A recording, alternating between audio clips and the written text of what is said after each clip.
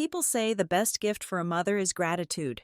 But for Serena, who entered my home with a smile like arsenic-laced honey, I knew she craved something practical. Specifically my signature on my inheritance. She mistook my silence for submission and her theft for strategy. She was wrong. This Mother's Day.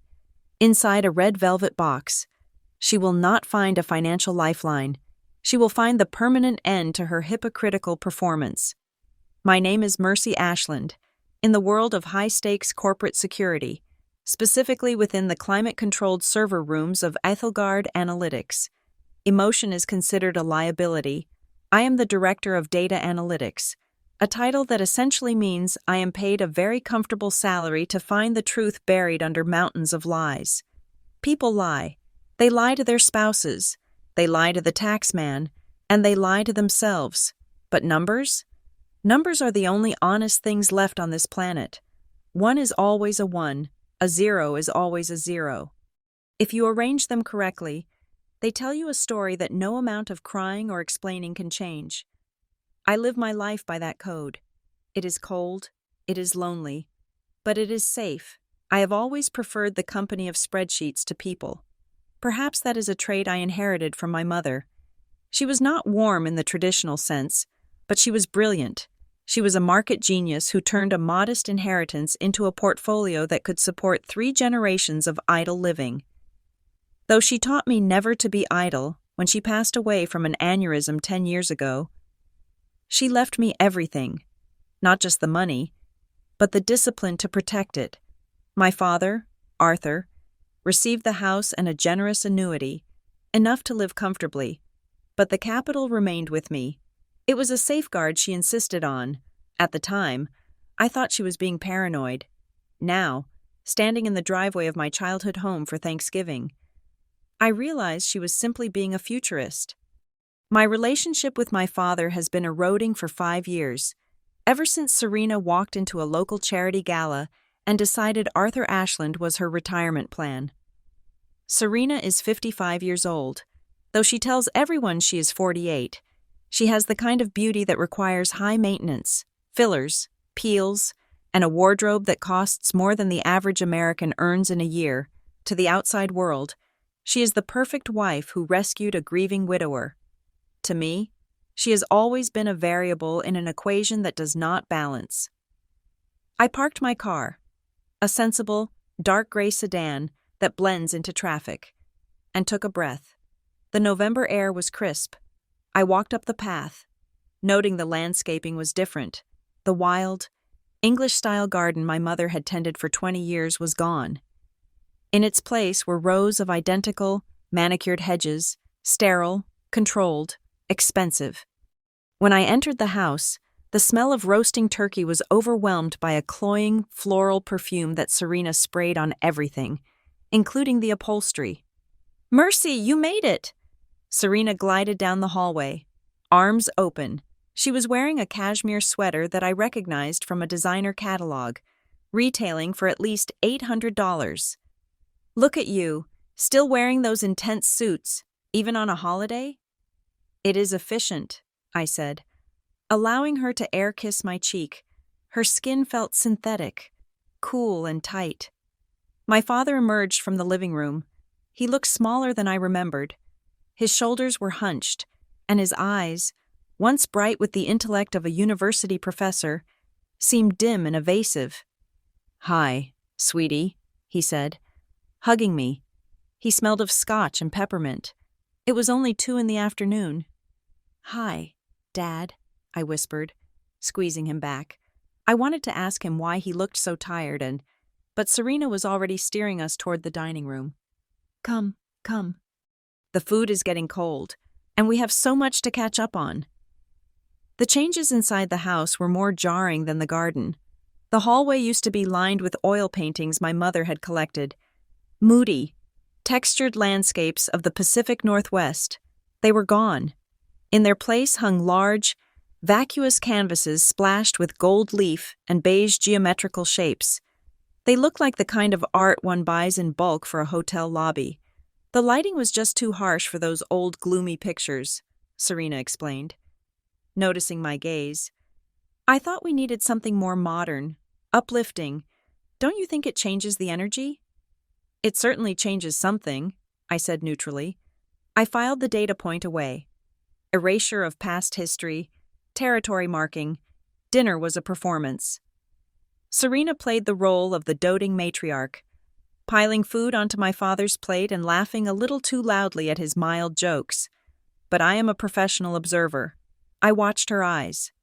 They did not smile when her mouth did. They darted around the room, assessing, calculating. Eventually, they landed on me. "So, Mercy," she began, pouring herself a second glass of Chardonnay. "Arthur tells me the firm is doing wonderfully. You must be under so much pressure with all those hackers and things." "It is busy," I said, cutting a precise square of turkey. "And lucrative, I imagine," she pressed, her voice light, teasing. "I was reading in the journal that cybersecurity salaries are up 20% this year. Is that true? Or is that just media hype?" "It varies by sector," I replied. "And your investments? Your mother's legacy?" She lowered her voice to a reverent whisper, a theatrical display of respect that made my stomach turn. "With the market being so volatile, I worry about you managing all that alone. Arthur worries too, don't you, dear?" Arthur looked up from his mashed potatoes, startled. I just want you to be secure, Mercy." "I am very secure," I said, meeting Serena's gaze. "My portfolio is diversified and hedged against inflation. You do not need to worry about my tax bracket." "Serena." Her smile faltered for a microsecond, a glitch in the software. Before resetting, "Of course not. We are just looking out for you. Family looks out for family." The front door slammed open, shaking the crystal glasses on the table. "Yo, sorry I'm late." Gavin walked in. Serena's son. He was 26 years old, though he still carried the swagger of a high school quarterback who peaked at 17. He was wearing a leather jacket that looked brand new and expensive sneakers that I knew retailed for over $400. "Gavin, darling," Serena cooed, her demeanor shifting instantly to genuine adoration. "Wash your hands. We just started." "Traffic was a nightmare," Gavin said, sliding into the chair opposite me. He grinned.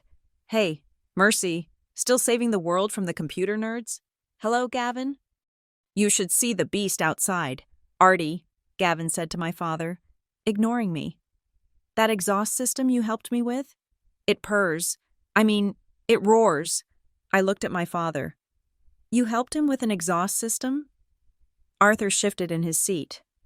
"Well, Gavin needed a car to get to interviews. We thought a reliable vehicle was a good investment." "It's a Charger," Gavin boasted, grabbing a bread roll. "Cherry red? Got a sweet deal on the lease?" I did the math in my head instantly. A lease on a sports car like that, plus insurance for a male driver under 30 with Gavin's questionable driving record, plus gas. We were talking about at least $900 a month. Gavin had not held a job for longer than 3 months since I had known him. "I thought you were looking for work in graphic design," I said. "Does a sports car help with that?" "Image is everything. Mercy," Gavin scoffed. "You gotta look successful to be successful." "Right, Mom?" "He has a lot of potential," Serena said defensively. "He just needs the right door to open." I looked at my father again. He was staring at his plate, pushing peas around with his fork. He looked defeated. This was not a partnership. This was a hostage situation funded by his retirement savings. After dinner, while Serena and Gavin were in the kitchen cleaning up, which mostly involved clattering dishes and whispering aggressively, I went into the living room. I needed space. I walked over to the antique secretary desk in the corner. It was one of the few pieces of furniture Serena hadn't replaced, mostly because it was too heavy to move. A stack of recycling sat next to the bin, old newspapers, junk mail, flyers for pizza places. My eyes scanned the pile. It is a habit I cannot break. I scan everything. Patterns emerge where others see trash. A flash of blue caught my eye. The logo of my bank, Private Wealth Division. I frowned. I had gone paperless 8 years ago. I did not receive mail, and certainly not at my father's address. unless it was a notification triggered by a specific type of inquiry that required physical confirmation to a secondary address on file. An old failsafe I had set up when I first opened the account a decade ago and forgot to delete. I reached down and pulled the envelope out from between two grocery store circulars. It had been opened. The flap was torn jaggedly. I pulled out the letter. It was a confirmation of beneficiary inquiry. Someone had called the bank 3 weeks ago, attempting to verify the death benefit clauses on my primary trust accounts. My blood ran cold, not from fear, but from a sudden, crystalline clarity. "Oh," I turned. Serena was standing in the doorway, drying a wine glass. Her eyes flicked to the letter in my hand, then up to my face. She didn't look guilty. She looked annoyed that she had been caught, like a child found with a hand in the cookie jar. "I meant to tell you about that," she said, walking over with a casual shrug. "It came a few weeks ago. I opened it without looking. I thought it was one of Arthur's statements. You know how confusing these banks are. They all look the same." "It is addressed to Mercy Ashland," I said, my voice flat. "And it is marked confidential. Like I said, a mistake." She breezed past me to fluff a pillow on the sofa. "I realized it wasn't for us, so I tossed it in the pile to give to you, and then it just got mixed up. No harm done, right?" "This was an inquiry into my death benefits," I said. Serena laughed, a tinkling, hollow sound. "Don't be morbid. Mercy, it is probably just standard banking bureaucratic nonsense. Why are you so suspicious? It is unflattering." She turned and walked back toward the kitchen. "Dessert is ready, pecan pie." I stood there for a long moment, a mistake. "In the pile to give to you," but it was buried at the bottom of the recycling, ready to be taken out to the curb on Tuesday morning. I did not scream. I did not confront her. I did not storm into the kitchen and demand to know why she was checking to see what would happen to my money if I died. In my line of work, you do not detonate the bomb when you find it. You study the wiring. You find out who built it. I folded the letter and put it in the inside pocket of my blazer. "I am skipping dessert," I called out. "I have an early meeting tomorrow." "Oh, that is a shame," Serena called back, sounding relieved. "Drive safe." Before I left, I made a detour to the hallway closet where the internet router was kept. I pay the bill for the internet here. It was a small kindness I did for my dad years ago, so he could stream his old movies without buffering. Because I pay the bill, I have the administrative credentials. I pulled my phone out and logged into the router's admin panel. It took me less than 3 minutes to flash the firmware and install a passive packet sniffer, a piece of software that would mirror all traffic data from every device connected to this Wi-Fi network and send the logs directly to my private server at home. It wouldn't block anything. It wouldn't alert them. It would just watch. It would see every website they visited, every password they typed, every secure message they thought was private. "Just maintenance," I whispered to the blinking green lights. I said a brief goodbye to my father, who looked sad to see me go but too exhausted to argue. I ignored Gavin, who was already on the couch watching football. I got into my car and drove away from the house that was no longer a home. The suburbs were dark and quiet. I drove in silence, my mind racing, categorizing, analyzing. Serena was not just a gold digger. Gold diggers are passive. They wait to be given things. Serena was a prospector. She was digging. And she had just struck the bedrock of my patience.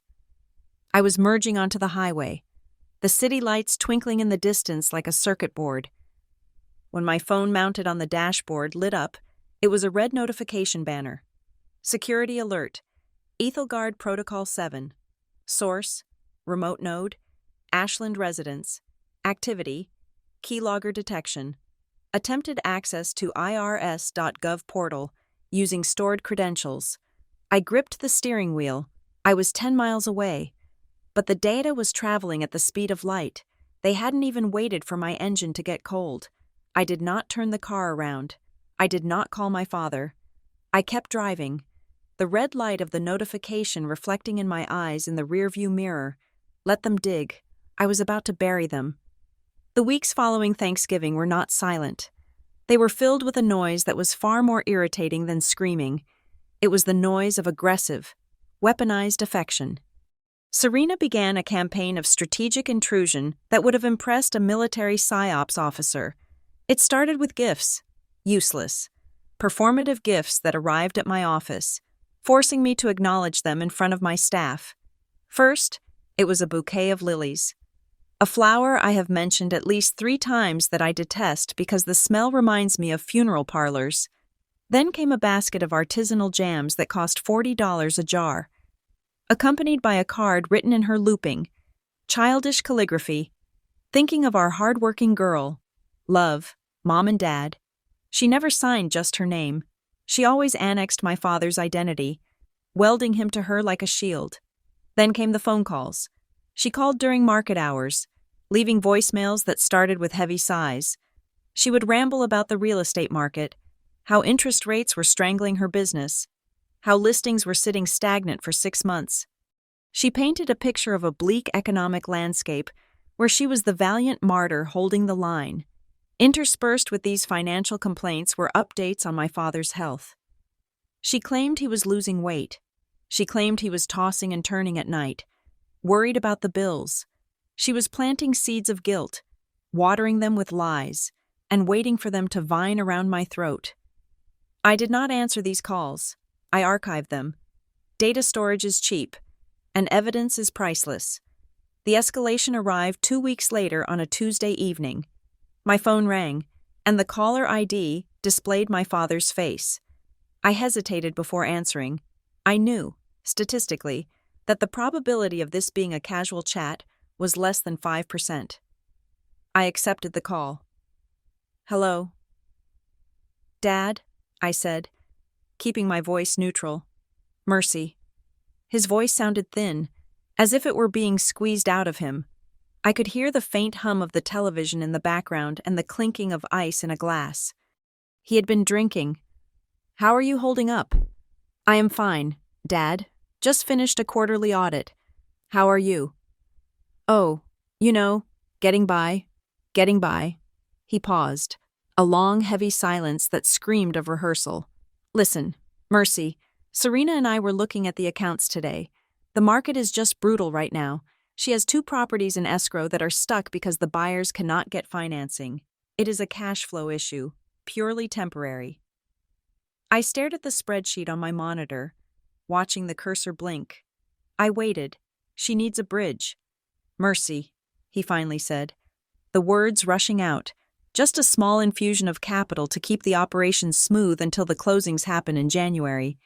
We were thinking, since you have that liquidity sitting in the trust, maybe you could step in. Make it a family investment. We would pay you interest. Of course, 10%. Better than the bank. It was a script. I could almost see Serena standing over him, conducting his speech with a manicured hand. "Dad," I said calmly, "you know the rules of the trust. I do not invest in family ventures." Mom was very specific about that. There was a muffled sound on the other end, a sharp intake of breath that wasn't his. Then his voice came back, harder this time, strained. "Mercy, this is not a venture. This is us. This is your inheritance we are trying to protect. If Serena's business goes under, it pulls us down too. Do you want to see us struggle?" I am not lending money to Serena. I stated clearly, if you need money for medical bills or groceries, I will pay the providers directly, but I will not write a check to her LLC. The phone was snatched away. The fumble was audible, harsh and clumsy. Then Serena's voice pierced my ear. No longer sweet, no longer cloying. It was ice. "You are a cold woman. Mercy." She spat the words. "Your father is sitting here with high blood pressure, worrying himself sick, and you are sitting on a dragon's hoard doing nothing. We are not asking for a handout. We are asking for a loan, but I guess that is too much to ask from someone who never accepted me." I hung up. I did not slam the phone. I simply pressed the red button, end call. I sat in my apartment, the silence returning, but the air felt heavy. They were desperate. People who are desperate make mistakes, but they also become dangerous. 3 days later, the first real crack in the glass appeared. I was running a routine credit sweep on my own identity. It is a hygiene practice I perform every Friday, like brushing my teeth. I logged into the credit bureau's portal and scrolled through the active accounts: mortgage, car lease, credit cards. Then I stopped. There was a new entry under the section for residential leases: the Hudson Lofts, Unit 4B, 12-month lease, guarantor, Mercy Ashland. My heart did not race. It slowed down. The Hudson Lofts was a trendy, overpriced complex downtown, popular with influencers and people who wanted to look rich but had no assets. The rent was $3,500 a month. I pulled up the lease details. The tenant listed was Gavin Miller. I felt a cold rage settle in my stomach. It wasn't just theft. It was the audacity of it. They hadn't even tried to use a fake name. They had used mine, assuming I was too busy or too passive to notice. I called my father immediately. It was 7 p.m. He answered on the second ring. "Hello? Did you sign my name to a lease for Gavin?" I asked. No preamble. No greeting. Arthur stammered. "I what?" "The Hudson Lofts. Dad, $3,500 a month. My name is on the lease as the guarantor. Did you sign it?" There was a long pause. I could hear him breathing. I could hear the cowardice in the silence. "Mercy, listen," he began, his voice trembling. "It is not what you think. Gavin needed a place. He cannot live in the basement forever. It is depressing him. He found this job opportunity, but he needed a localized address to get it. His credit, well, you know his credit is shot. So you committed fraud." I said, No, we didn't look. Serena said it was just a formality. We were going to tell you this weekend. We are going to pay the rent. Mercy, every cent. We just needed your credit score to get the approval. Gavin is going to pay us back as soon as his startup gets funding. Startup. The word tasted like ash. Gavin had a startup the way a toddler has a business selling mud pies. You forged my signature. Dad, that is a felony. We are family, he shouted, and the desperation in his voice cracked. Why do you always have to make it about the law? Why does everything have to be a contract with you? He is your stepbrother. We are just trying to give him a leg up. You have so much. And you will not share a scrap of your reputation to help him? I realized then that the father I loved was dead. He had not died of a heart attack or a stroke. He had been hollowed out, scooped clean by a parasite, and filled with someone else's words. The man on the phone was just a husk echoing Serena's desires. I will remove my name from the lease tomorrow. I said, you have 24 hours to fix it before I report it as identity theft. I hung up before he could beg. I did not go to the police, not yet. I sat back at my desk and opened the terminal that was linked to the passive sniffer I had installed in their router. I watched the data streams flow. It was a river of digital information. I saw Serena's iPhone connect. I saw Gavin's laptop. I saw my father's iPad. Then, a red flag popped up on my secondary monitor. Alert, target IP, attempting access, irs.gov/account. I leaned in. The request was coming from a desktop computer, the one in my father's home office, the one Serena used for her business. She was trying to log into my tax portal. She wanted to see exactly how much I had made last year. She wanted to know the extent of the hoard. I watched the keystrokes appear on my screen in real time. She typed in my social security number. She had that from old family files. Likely. She typed in my old address. Then came the challenge questions. Security question 1. What was the name of your first stuffed animal? I watched the cursor blink. Serena typed, Bear, access denied. She typed, Bunny, access denied. She typed, Arthur, access denied. I watched her struggle for 40 minutes. She tried guessing my mother's favorite color. She tried the street we lived on when I was 5. She failed every single time. She didn't know me. She knew the version of me she had invented in her head. A spoiled, rich brat. She didn't know that my first stuffed animal was an octopus named Euclid because my mother taught me geometry when I was 4. I did not block the IP. I did not lock the account. I let her fail. I let her frustration build. Every failed login was a time-stamped piece of evidence proving intent to defraud. I was building a dossier, and she was doing all the work for me. It was the patience of a hunter watching a wolf circle a trap, waiting for the paw to land on the pressure plate. But Serena was not done. If she could not get my money secretly, she would try to extract it socially.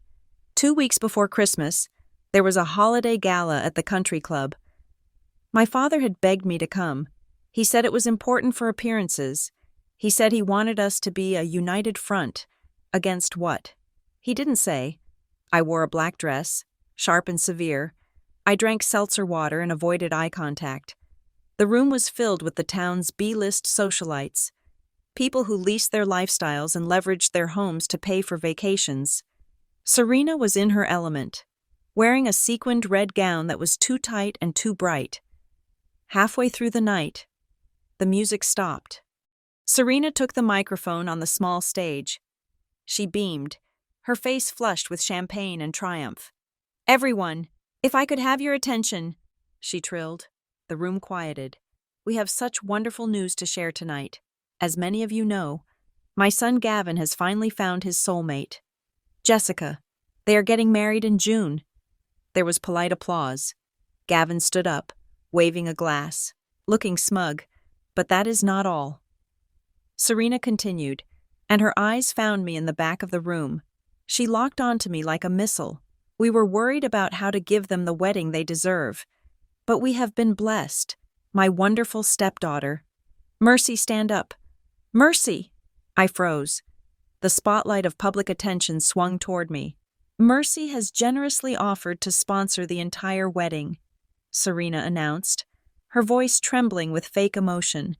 "She told us she wants to give Gavin the start in life she had.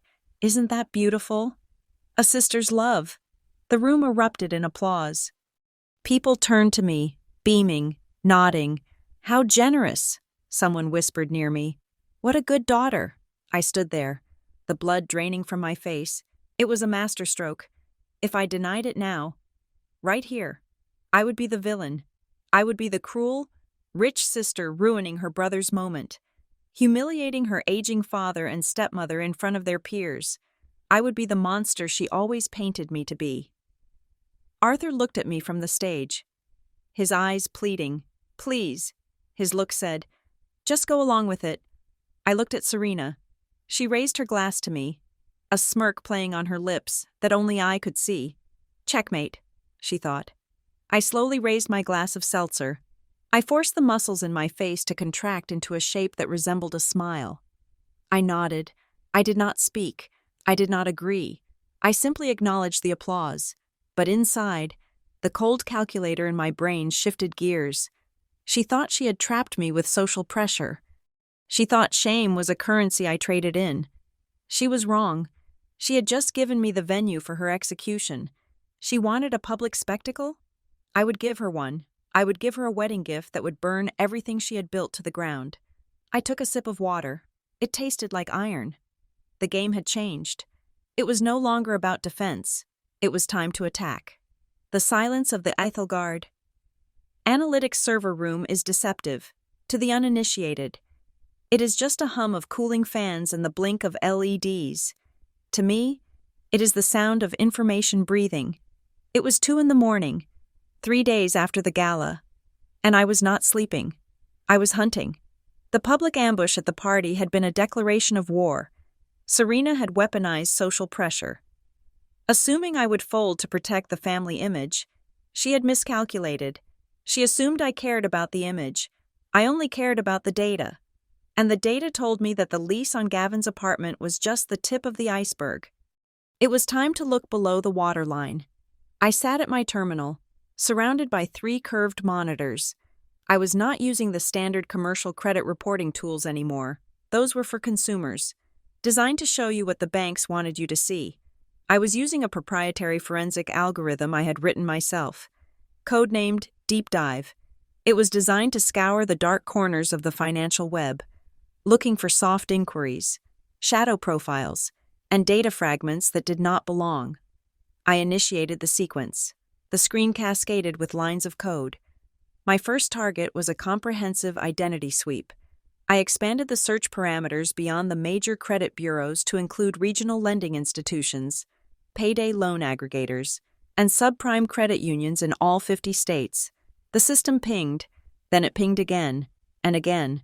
I leaned forward. The blue light of the monitors reflecting in my glasses.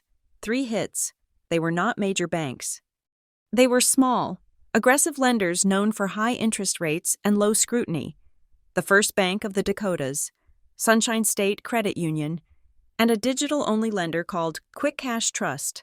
I pulled up the account details. A credit card opened 11 months ago. Limit, $40,000. Balance, $39,800. A personal line of credit opened 7 months ago. Limit, $50,000. Maxed out. Another credit card. This one issued only 6 weeks ago. Limit, $60,000. Balance, $45,000. I stared at the screen. $135,000 of debt. All in my name. All linked to post office boxes in towns I had never visited. I requested the digital archives of the application forms. It took the system 10 minutes to bypass the bank's weak encryption and retrieve the scanned PDFs. When the images loaded, I felt a cold clamp tighten around my chest. There, at the bottom of each document, was my signature. It was a good forgery. The loop of the M was slightly too wide, the slant of the Y a degree too sharp, but to a minimum wage loan processor trying to meet a quota, it looked perfect. I looked at the co-applicant section. There was no co-applicant, just me, Mercy Ashland. But the contact phone number was a burner cell, and the employment verification listed a shell company I recognized from Serena's real estate consulting business. I began to trace the transactions. This was where the story went from theft to pathology. The statements were a diary of excess and vice. The First Bank card had been used almost exclusively for luxury goods. Designer handbags purchased online. High-end skincare regimens. A $4,000 charge at a cosmetic surgery clinic in Miami. This was Serena. She was wearing my credit rating like a second skin. The second card, the line of credit, told a different, darker story. Cash advances. Transfers to cryptocurrency exchanges. Payments to online betting platforms with names like Vegas at Home and Lucky Strike Poker. This was Gavin. He wasn't investing in a startup. He was gambling away a fortune. And I was the bank. But it was the third discovery that made me stop breathing for a full 10 seconds. My algorithm had flagged a pending inquiry on the property title database. I pulled up the file. It was a lien application. A second mortgage was being processed on my father's house, my mother's house, the house where I had learned to walk, where my mother had taught me to read stock tickers, where her garden used to bloom before Serena paved it over. The loan amount requested was $250,000. The lender was a private equity firm that specialized in distressed assets. In the industry, we call them loan sharks in suits. I magnified the signature page of the application. Serena's signature was there, bold and flourishing. But next to it was Arthur Ashland's signature. I zoomed in until the pixels blurred. I ran a spectrographic analysis on the ink density from the scan. It was real. My father had signed it. I sat back in my ergonomic chair, the room suddenly feeling very cold. This was the trap. This was why I could not simply call the FBI. If I reported this fraud now, the investigation would reveal that Arthur Ashland had co-signed the document that leveraged our family home against a predatory loan. Serena had been clever, diabolically clever. She had likely buried this document in a stack of legitimate papers, insurance renewals, tax forms, contractor invoices, and told my father to just sign here, here, and here. He, being the passive, beaten-down man he had become, had signed his life away without reading a word. If I sent the police to the door, they would arrest Serena, but they would also arrest my father as an accomplice to mortgage fraud. He would lose his pension. He would lose his reputation. He might even go to prison. Serena had turned him into a human shield. I closed my eyes and massaged my temples. Emotional reaction was inefficient. I needed a strategy. I needed to surgically remove the tumor without killing the host. I needed leverage. I needed something so damning that Serena would have no choice but to confess and exonerate my father to save herself. I turned back to the screens. Protocol. Hunter, I whispered. I began to build the black file. I needed to prove that Serena was acting alone in the orchestration. Even if Arthur was compliant on paper, I needed to prove intent. I accessed the private emails of the loan officer at the Sunshine State Credit Union. His name was Steve, and his password was password1234. It was pathetic. I downloaded his inbox. It didn't take long to find the thread. Subject: Ashland application/expedite fee. From real estate, queen55, gmail.com. Steve, Miller, Sunshine Credit. Org. Steve. Darling, I need that card approved by Friday. The stepdaughter is traveling and won't see the mail. I will wire the usual consulting fee to your personal account once the credit line opens. Make sure no physical mail goes to the billing address. Digital only. My husband doesn't need to be bothered with the details. There it was. My husband doesn't need to be bothered. It was the golden ticket. It proved she was actively concealing the nature of the debt from Arthur. But I needed more. I needed to destroy her character so thoroughly that no jury would ever believe a word she said. I accessed the automatic license plate reader database for the tri-state area. Ethelgard had access to this for national security purposes. But tonight, national security looked a lot like personal vengeance. I tracked Serena's Mercedes. On the dates she claimed to be visiting her sick aunt in Jersey, the cameras placed her car in the parking lot of the Borgata Casino in Atlantic City for 14 hours straight. On the day she told my father she was at a spiritual retreat, her car was geotagged outside a motel in the city, parked next to a BMW registered to a man named Marcus Thorne. I ran a background check on Marcus Thorne. 35 years old, personal trainer, 2 prior convictions for fraud. I smiled. It was a cold, sharp expression that felt foreign on my face. Serena wasn't just stealing. She was building an escape pod. She was funneling my money and my father's equity into a secret life, preparing to cut the cord and leave us both in the wreckage. I spent the next 4 hours compiling everything: the bank logs, the forged signatures, the emails with corrupt Steve, the photos of her car at the casino, the motel timestamps. I created a digital dossier that was 300 pages long. I encrypted it and stored it on a dead man's switch server. If anything happened to me, this file would automatically be emailed to the district attorney, the IRS, and every major news outlet in the city. The sun was coming up over the skyline, casting a gray light into the office. When my personal cell phone rang, I looked at the screen. Serena. The timing was impeccable. She must be making her move for the big loan. The mortgage. I cleared my throat. Taking a sip of water to wash away the dryness of the all-nighter, I answered. Mercy? Her voice was high-pitched, breathless. It was a performance. Oh God, Mercy, pick up. I am here, Serena, I said. What is wrong? It is your father, she sobbed. Oh God, I don't know how to tell you this. It is a disaster. Is he hurt? I asked, injecting a note of panic into my voice. Is he in the hospital? No. Physically he is fine, she cried. But legally, Mercy, he made a terrible mistake, a business deal. He signed some papers he shouldn't have, and now these men are saying they are going to freeze his assets. They are talking about fraud charges. Mercy, they want to take him away. Fraud? I asked, feigning shock. Dad would never do that. He didn't mean to, Serena wailed. He was confused, but they don't care. They said unless we can pay a settlement fee immediately, they are going to the police. They want $50,000. Mercy, by noon today, or they take him. It was a lie, a clumsy, desperate lie constructed from bad television plots. There were no men, there was just her, needing $50,000 to likely pay off a gambling debt or finalize the bribe for the mortgage. 50,000, I repeated, sounding stunned. That is a lot of money. Serena. I know. She was hyperventilating now. I checked our accounts. but everything is tied up in the properties. We have nothing liquid. You are the only one who can save him. Please, Mercy, do it for your dad. He is sitting here shaking. He is terrified." I paused. I let the silence stretch for 5 seconds, imagining her sweating on the other end of the line. "I cannot transfer that amount electronically without a 3-day clearing period," I said slowly. "Security protocols." "We don't have 3 days," she shrieked.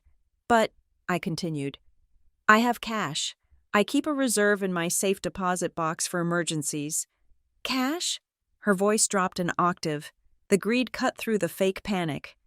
"Yes, cash is fine. Cash is better. I can get it this morning," I said. "But I need to bring it to you. I need to make sure Dad is okay. I want to see him." "No," she said quickly. "I mean, you don't need to see him like this. He is ashamed. He can't face you. Just meet me. Meet me at the cafe near your office, the one on 4th Street. I will handle the lawyers. Just bring the money." She wanted to keep me away from him. She didn't want Arthur to know she was soliciting a bribe in his name. "Okay," I said, my voice trembling with fake anxiety.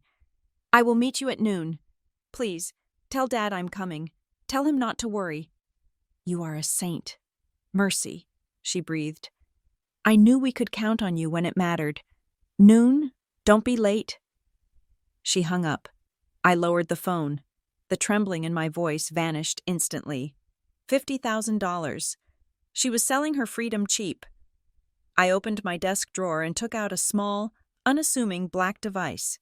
It was a high-fidelity digital recorder, the kind used by investigative journalists. I checked the battery, 100%. I also opened the safe under my desk. I did not take out cash. I took out a stack of blank paper, cut to the size of banknotes. I placed a single real $100 bill on top and another on the bottom. I wrapped the stack in a bank band. From a distance, it looked like $10,000. I made 5 bundles. I put the bundles into a brown leather satchel. I wasn't bringing her money.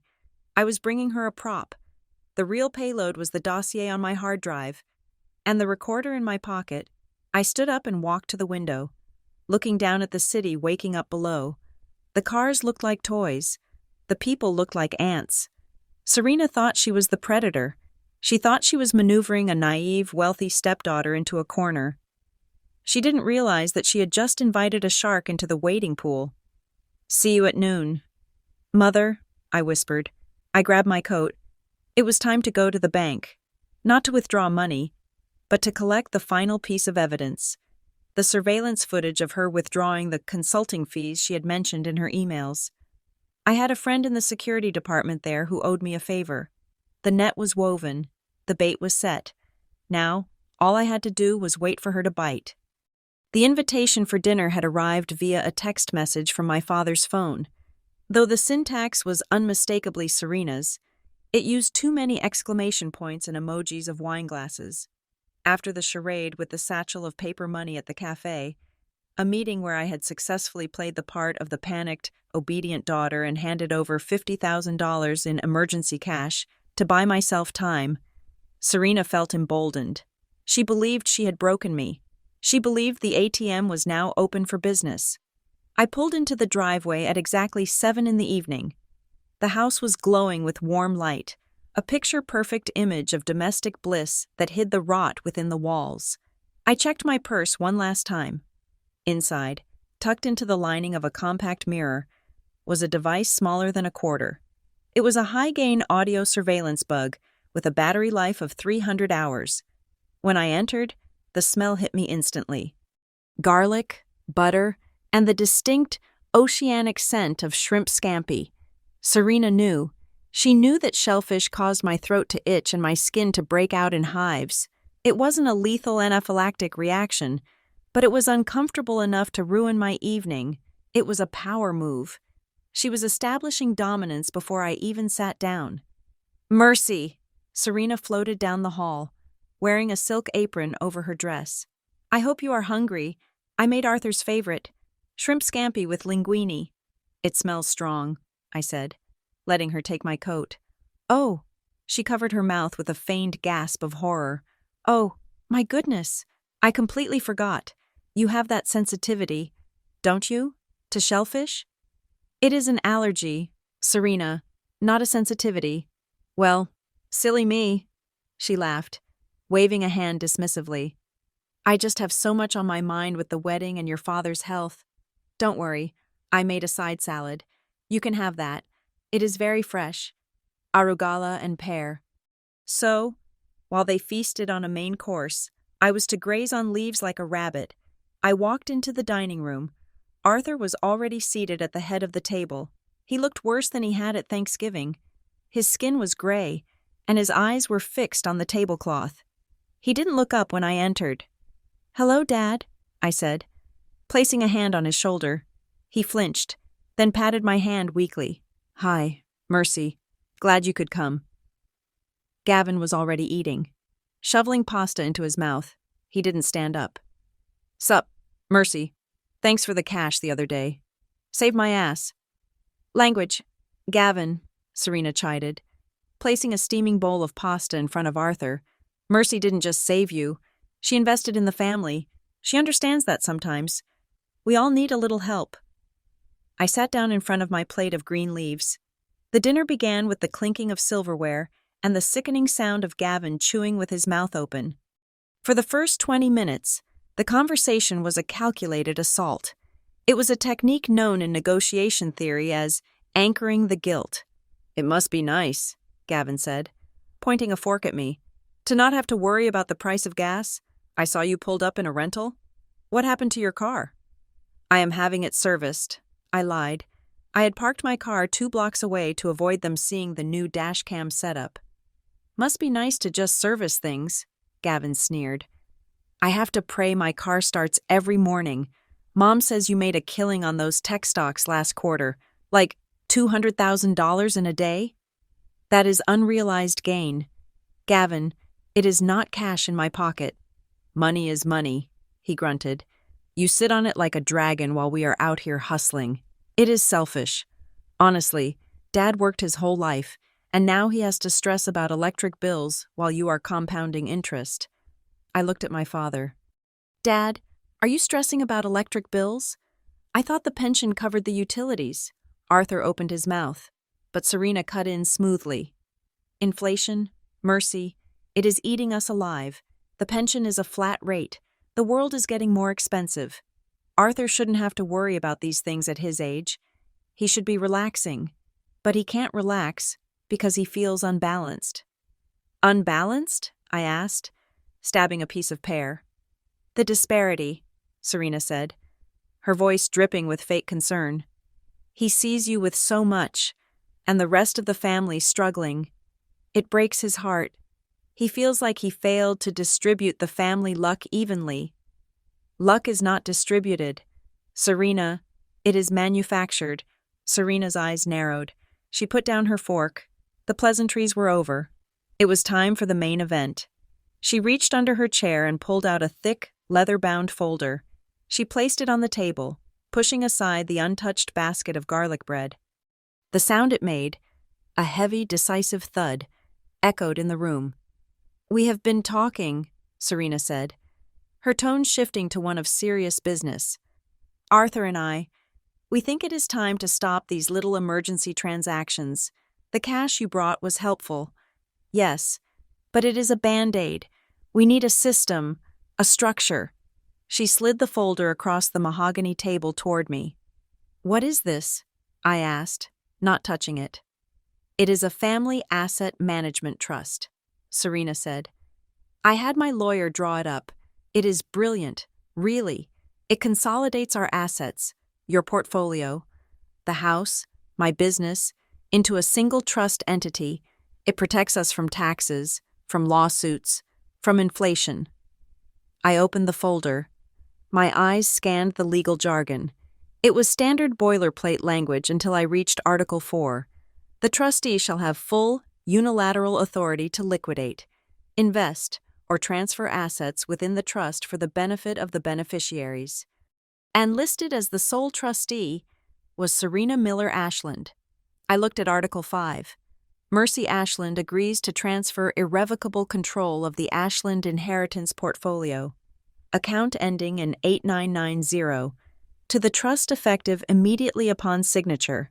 It wasn't a management plan, it was a robbery, a legalized, notarized robbery.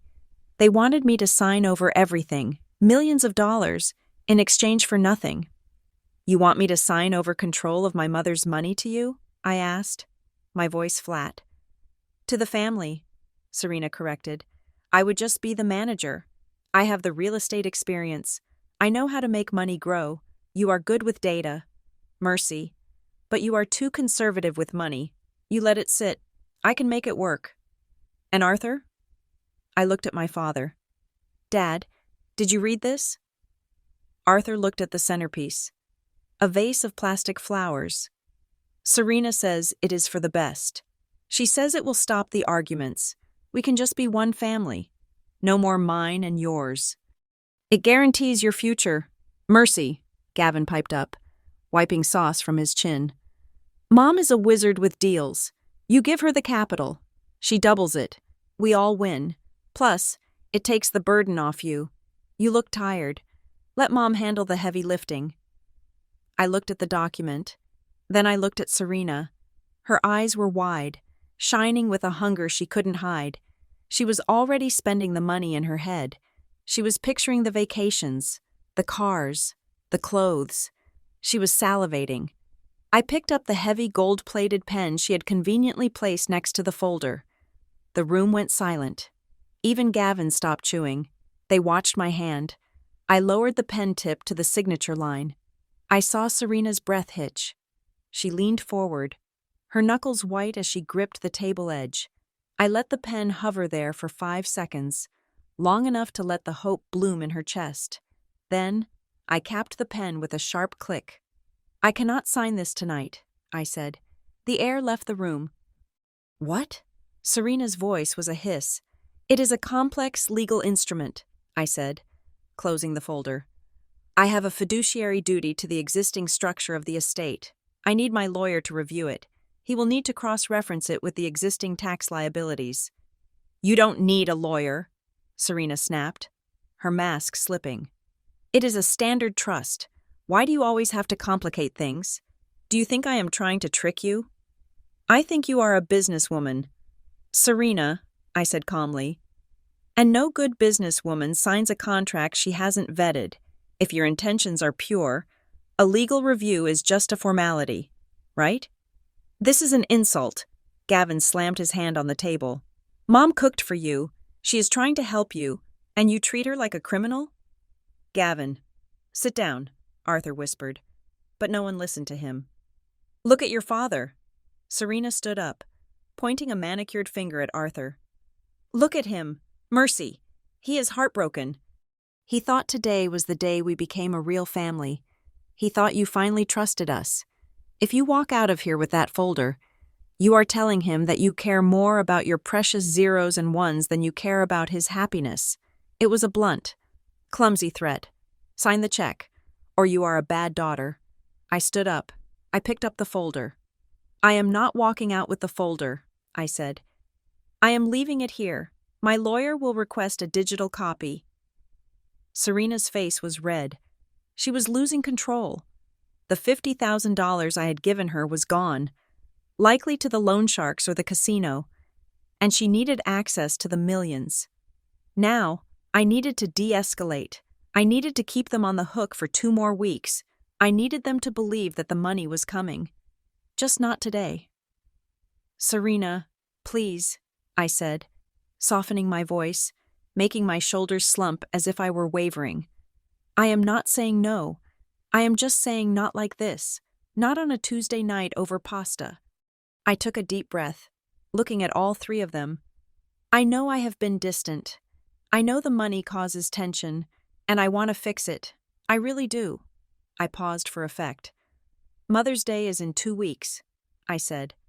I have been working on a comprehensive plan, a gift, not just a signature on a piece of paper, but a complete restructuring of the family finances.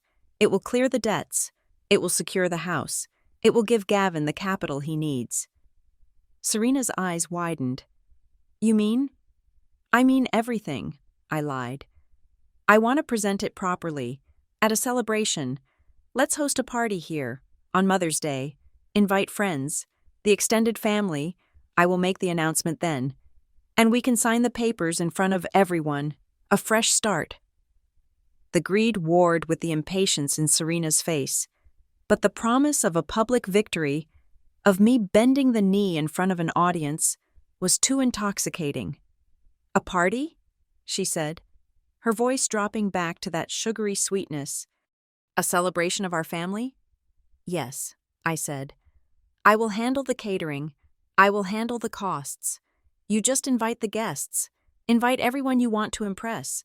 I want them to see what I am doing for you. Gavin grinned.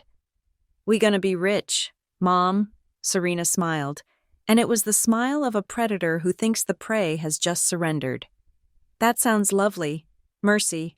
A Mother's Day to remember. Exactly, I said. To remember. I checked my watch. I have to go. I have an early meeting with the auditors. Of course, Serena said, rushing to get my coat. Suddenly the doting hostess again. Drive safe, sweetie, and thank you for finally seeing reason. Wait, I said, patting my pockets. I think I left my phone in Dad's office. I was checking a notification earlier. Just give me a second. I will get it. Gavin started to rise. No, sit, I insisted. Finish your pasta. I know exactly where I left it. I walked quickly down the hallway to my father's study. It was dark. I didn't turn on the light.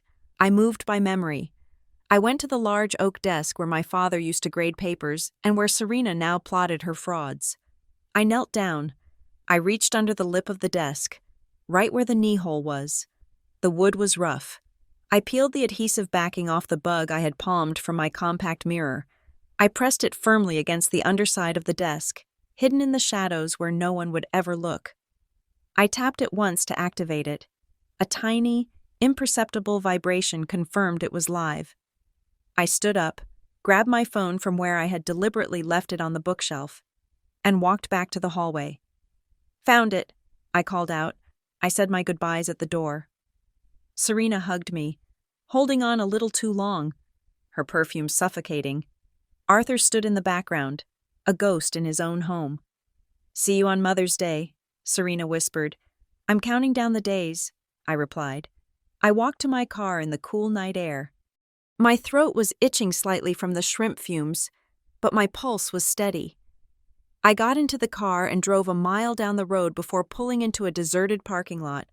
I pulled out my laptop and booted up the receiver software. On the screen, a new audio waveform appeared. It was green and active. I put on my headphones. The sound was crystal clear. I could hear the clatter of forks. I could hear the pouring of wine. She is totally folding, Gavin's voice came through the speakers. Did you see her face? She is terrified of you. Mom! She is not terrified. Serena's voice was sharp, calculating. She is cornered. She knows she can't win, but we have to be smart. We have 2 weeks. I want you to max out the credit line on the renovation materials immediately. If she is paying off everything on Mother's Day, let's make sure there is plenty to pay off. What about Arthur? Gavin asked. He looked like he was going to cry. He will do what he is told, Serena scoffed. He is just the signature. We are the brains. I closed the laptop. The recording was saved. The dinner had been a success. They had swallowed the bait. Now, they would spend the next 2 weeks digging their own graves, and I would be listening to every shovel of dirt they threw over their shoulders. Mother's Day was going to be a massacre. The nights that followed the dinner were not measured in hours but in gigabytes. My apartment, usually a sanctuary of silence, became a torture chamber filled with the voices of the people who claimed to love me. I stopped sleeping in my bed. Instead, I lived in the glow of my monitors, wearing noise-canceling headphones that pressed against my skull, isolating me with the sounds coming from the bug taped beneath my father's desk. I became a ghost haunting my own family. I heard everything.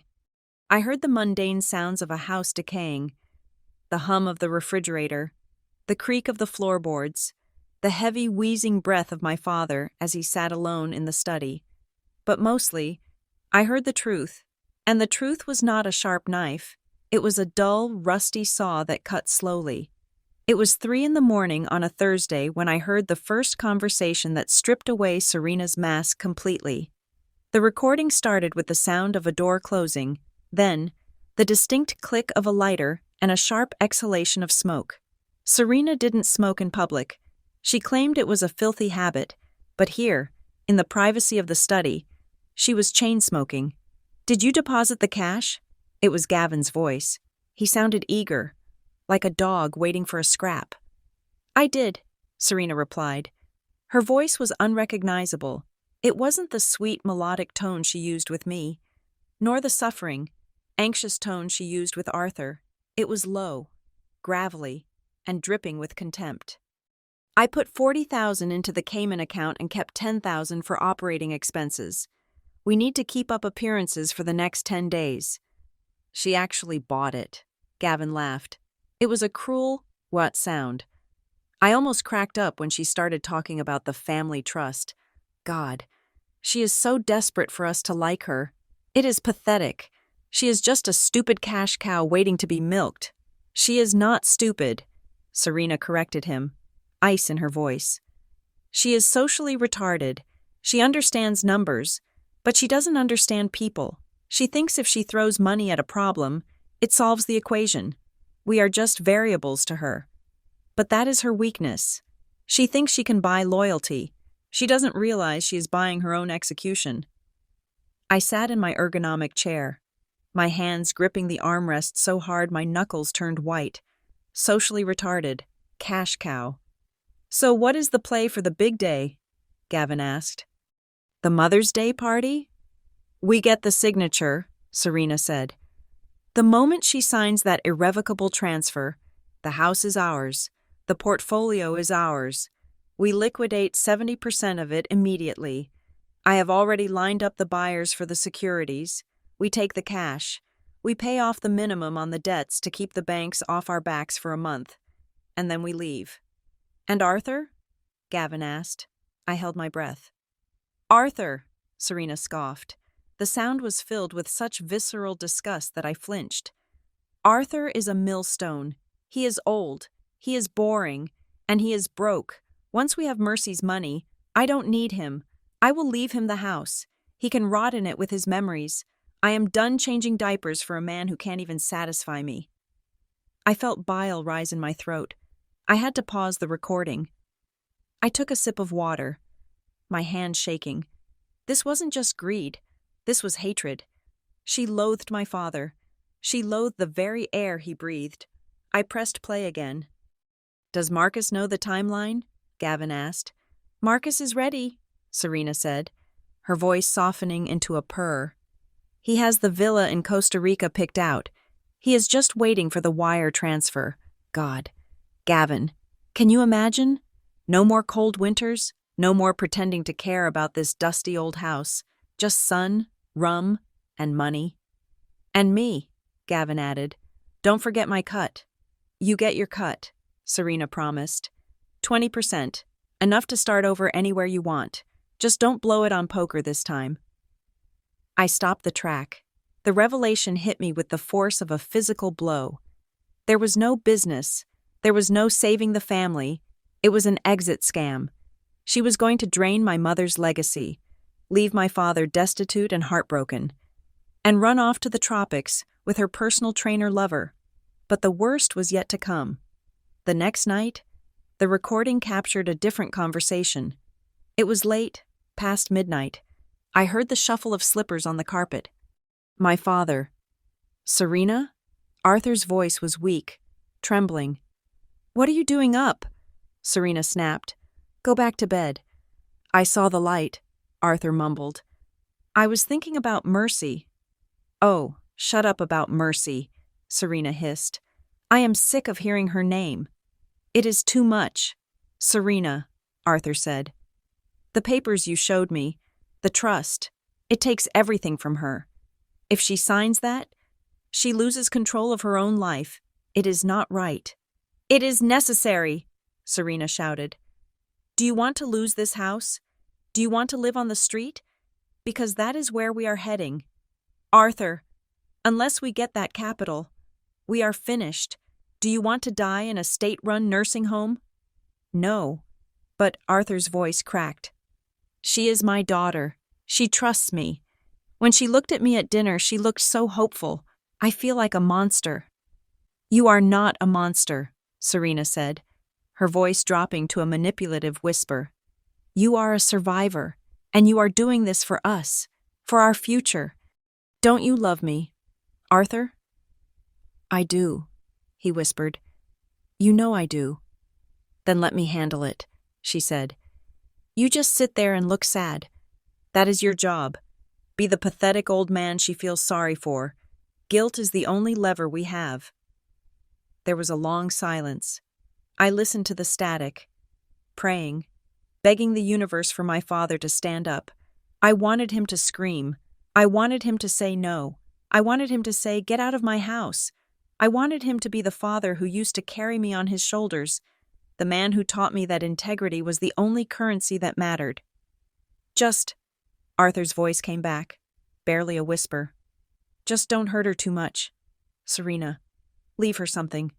Please. Go to bed. Arthur, Serena said dismissively, and then I heard the sound of his slippers shuffling away. Ideally, he would have fought. Realistically, he surrendered. He walked away.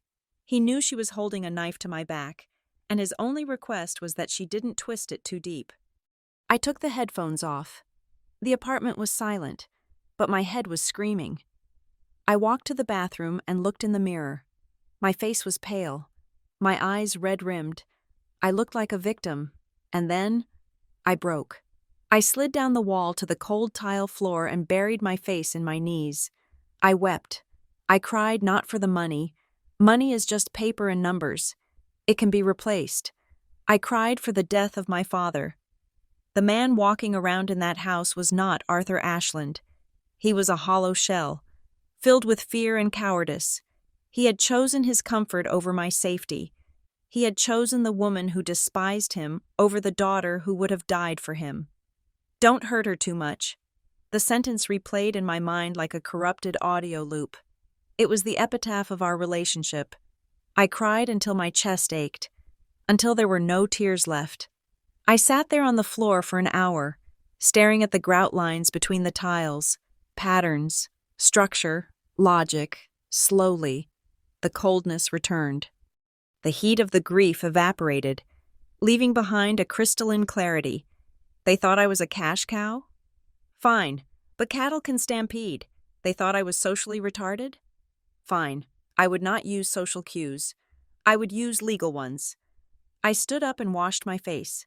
I scrubbed the tear tracks away until my skin was pink. I looked in the mirror again. The victim was gone. The director of data analytics was back. I walked to my desk and opened my laptop. It was 4 a.m. The markets were opening in London. Protocol. Scorched earth, I whispered. I began to move. First, I logged into my primary brokerage accounts. I initiated a massive transfer of all liquid assets, stocks, bonds, mutual funds, into a newly created, irrevocable blind trust domiciled in Delaware.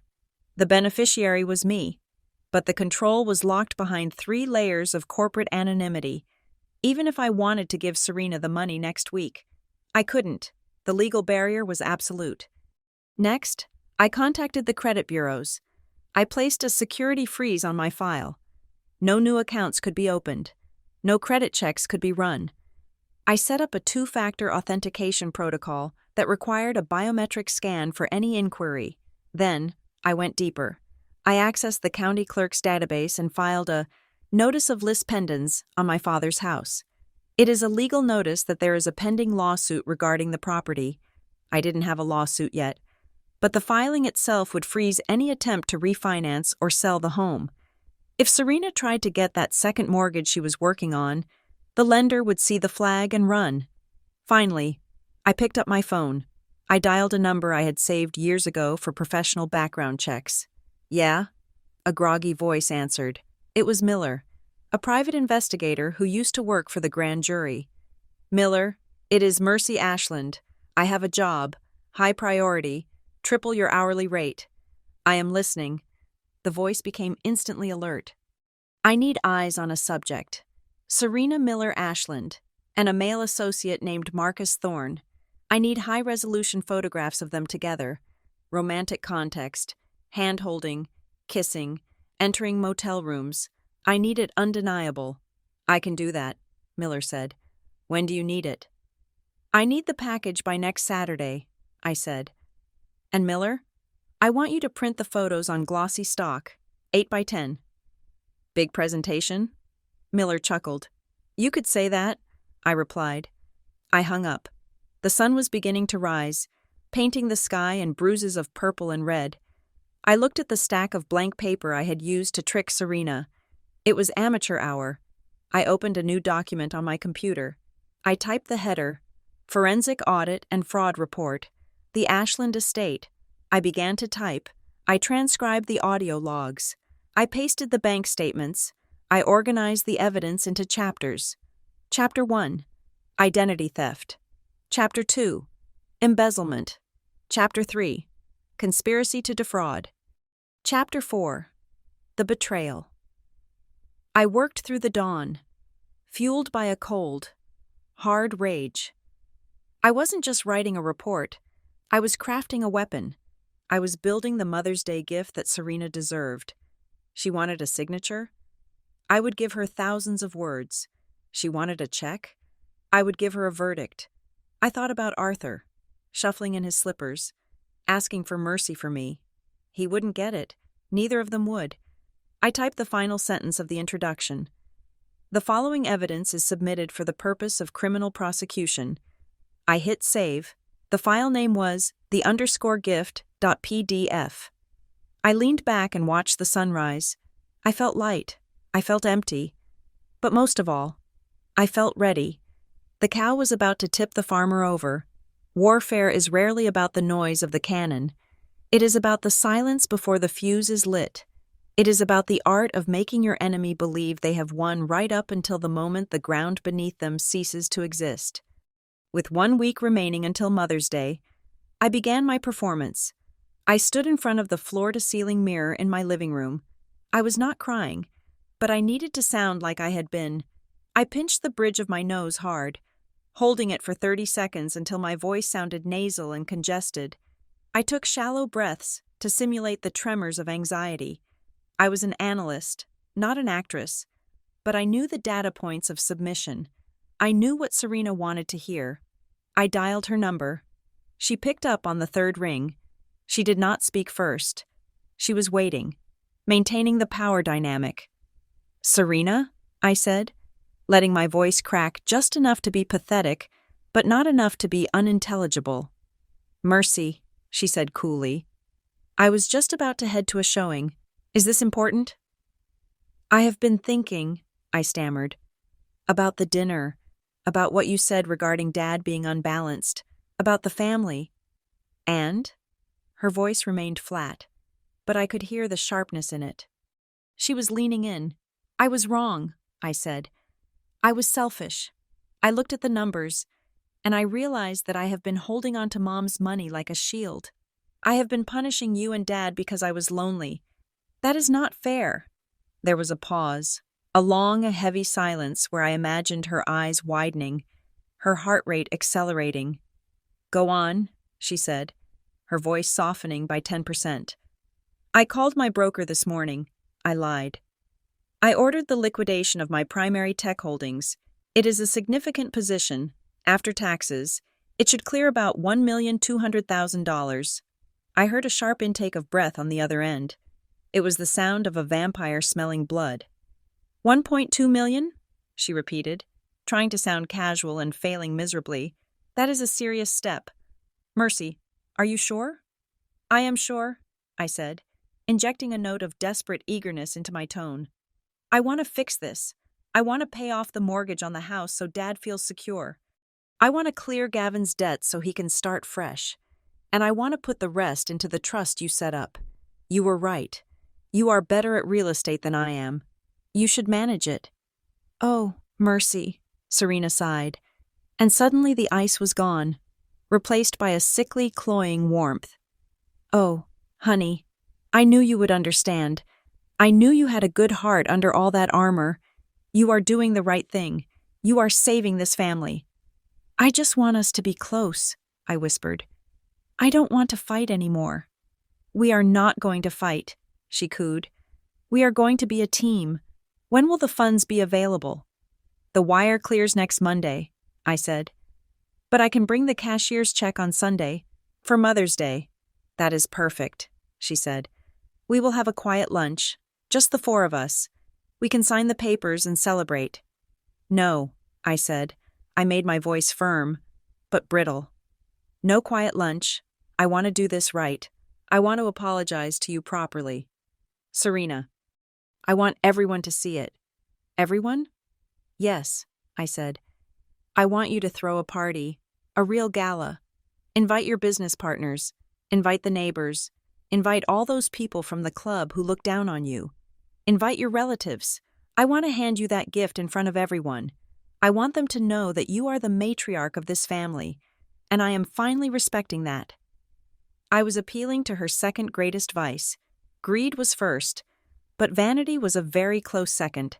Serena had spent 5 years trying to climb the social ladder of our suburb, only to be met with polite indifference, the promise of a public vindication, of her wealthy stepdaughter publicly bending the knee and handing over a fortune, was irresistible. Well, she said, feigning hesitation, it is short notice, but I suppose I could make a few calls. It would be nice to have the extended family together. Please, I begged. Make it big. Make it spectacular. I am paying for everything. Hire the best caterers. Get the expensive champagne. I want this to be the day everything changes. Okay, sweetie, she said. I will do it. For you, I will organize the best Mother's Day party this town has ever seen.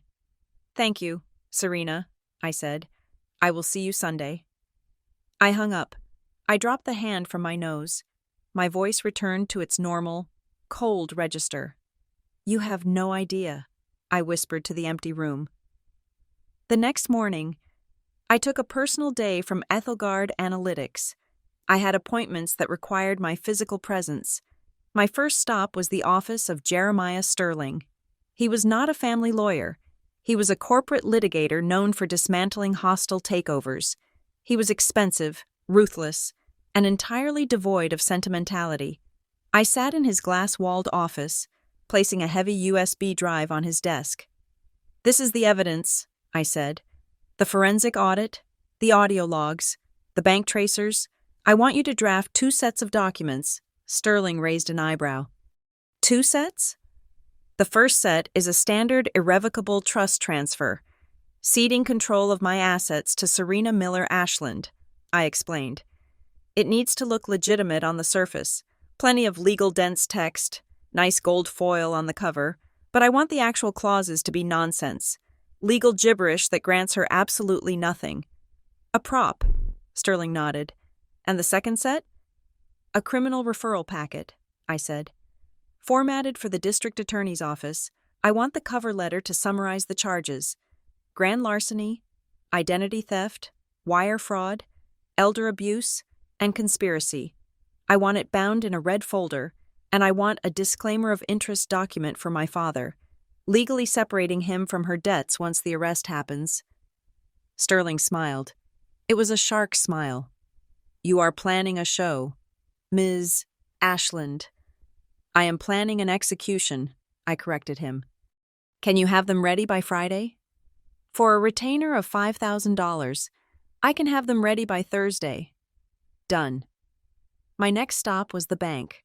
I did not go to the teller line. I went to the executive offices on the 3rd floor.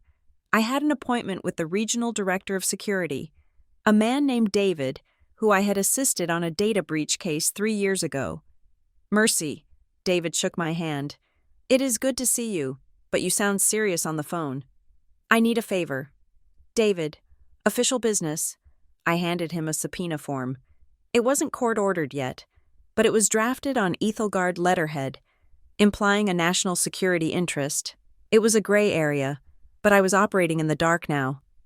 I need the raw footage from ATM number 402 in Atlantic City, dated November 12th and December 4th, I said. And I need the interior counter footage from the branch in Jersey City where the credit card application was submitted. David looked at the request. He hesitated. Mercy, you know I cannot just hand this out without a warrant. David, I leaned in. The person in that footage is using my identity to launder money. If I go to the police now, it becomes a public record. It drags your bank into a PR nightmare about lax security protocols. If you give me the footage, I handle it internally. The police get a finished package next week, and your bank is listed as a cooperating partner rather than a negligent enabler. David stared at me. He knew I was right. He tapped his keyboard. I can give you the files on a secure drive, he said, for internal review. That is all I need. 20 minutes later, I walked out with the visual proof that would bury Serena. I had the audio. Now I had the video. The noose was tight. On Friday afternoon, as I was organizing the black file into its final physical form, my phone buzzed. It was a text from Gavin. Yo, Mercy. Mom says we are doing a huge thing on Sunday. Black tie. I got nothing to wear. My suit is trash. I stared at the screen. The audacity was breathtaking. He was days away from helping his mother rob me blind, and he wanted me to pay for the costume he would wear to the robbery. I need like $800 for a decent fit. The next text read, Can you Venmo me? Consider it an early investment. I could have ignored him. I could have told him to rot. But that would have broken character. The Mercy they believed in, the desperate, pleasing cow, would pay. And the Mercy I actually was, the architect of their downfall, wanted him to look perfect. I wanted him to look like a prince when the handcuffs went on. I wanted the contrast between his arrogance and his reality to be as sharp as a razor blade. I opened my banking app. I typed in the amount, $800. I hit send. Then I typed a reply, done. Buy something sharp. Gavin, make sure it fits perfectly. You are going to be the center of attention. I want everyone looking at you. You the best, sis, he replied. LOL. I put the phone down. Center of attention. He had no idea. Saturday arrived, the calm before the storm. The city was gray and rainy, matching my mood. I spent the day in my apartment, cleaning. I cleaned everything. I scrubbed the counters. I vacuumed the rugs. I organized my books by color. I needed order. I needed to control my physical environment because the emotional environment was a chaotic whirlwind. At 6 p.m, I sat on my sofa, looking out at the skyline. The rain streaked the glass, distorting the lights of the skyscrapers. On the coffee table in front of me sat the object. I had bought it at an antique store. It was a large, deep box covered in red velvet. It was beautiful. It looked like the kind of box that would hold a crown jewels or a priceless manuscript. I reached for the stack of documents Mr. Sterling had prepared. The criminal referral packet. The photos Miller, the private investigator, had delivered. Glossy. High-definition shots of Serena kissing Marcus Thorne outside a motel room. The USB drive containing the audio and video files. The disclaimer of interest for my father. I placed them inside the box one by one. They fit perfectly. I closed the lid. The red velvet felt soft under my fingers. It was soft, like the mother's love Serena had faked for 5 years. But inside was hard, cold justice. I imagined the moment, the party, the toasts, the expectation, and then the opening of the box. I felt a strange sensation in my chest. It wasn't joy. It wasn't excitement. It was the heavy, solemn weight of duty. I was about to destroy my family. I was about to humiliate my father. I was about to send my stepmother to prison. But as I looked at that red box, I remembered the sound of my mother's voice. I remembered how she taught me to value myself. I remembered the look in Arthur's eyes when he let Serena insult me. Surrender, I whispered to the empty room. I had surrendered nothing. I had merely retreated to high ground to load the artillery. I picked up the box. It was heavy. Happy Mother's Day. Serena, I said. Tomorrow. The rain would stop. Tomorrow. There would be fire. Mother's Day arrived not with the warmth of spring, but with the humidity of a pressure cooker waiting to explode. The sky was a chemically bright blue, the kind of day that looks perfect in photographs, but feels suffocating in reality. I drove my rental car up the street, parking 3 houses away to ensure I had a clear view of the approach. The transformation of my father's modest suburban home was nothing short of miraculous, in the same way a facelift is miraculous, expensive, tight, and hiding a multitude of structural failures. Serena had outdone herself. She had taken the promise of my fictitious millions and leveraged it immediately. I knew, because I had seen the credit inquiries, that she had taken a short-term bridge loan from a predatory lender just 4 days ago. She had borrowed $25,000 at 40% interest to pay for this party. She was betting the house, literally, that my check would clear on Monday morning. I walked toward the gate. The driveway was lined with hired valets in crisp black uniforms. The front lawn, usually a patch of tired fescue, had been covered in rented turf, a lush, unnatural green that smelled of plastic. A white marquee tent occupied the side garden, sheltering tables draped in white linen and set with crystal that sparkled aggressively in the sun. I checked my reflection in the side mirror of a parked Lexus. I was not wearing a dress. I was not wearing the soft, pastel colors expected of a dutiful daughter on Mother's Day. I was wearing a bespoke white suit, tailored to within a millimeter of my life. It was sharp, architectural, and severe. It was not the outfit of a guest. It was the uniform of an executioner. In my hands, I carried the box. The red velvet absorbed the sunlight. It was heavy, 16 pounds of paper and digital storage media that represented the total destruction of Serena's life. I stepped through the gate. The noise hit me first. The chatter of 200 people, the clinking of glass, the smooth jazz quartet playing in the corner. Serena had invited everyone. There were the neighbors she had snubbed for years, now welcomed back to witness her triumph. There were the real estate agents she competed with, invited so she could gloat. There were distant cousins of my father who hadn't visited in a decade, lured by the promise of free champagne and gossip. Mercy! Oh, look at you! Serena descended upon me before I could even reach the tent. She was a vision in peach silk. The dress was new, likely costing $3,000, and it flowed around her like water. Her hair was piled high in an intricate updo, secured with pearl pins. She smelled of expensive perfume and desperation. She threw her arms around me, pulling me into a hug that was tight enough to bruise.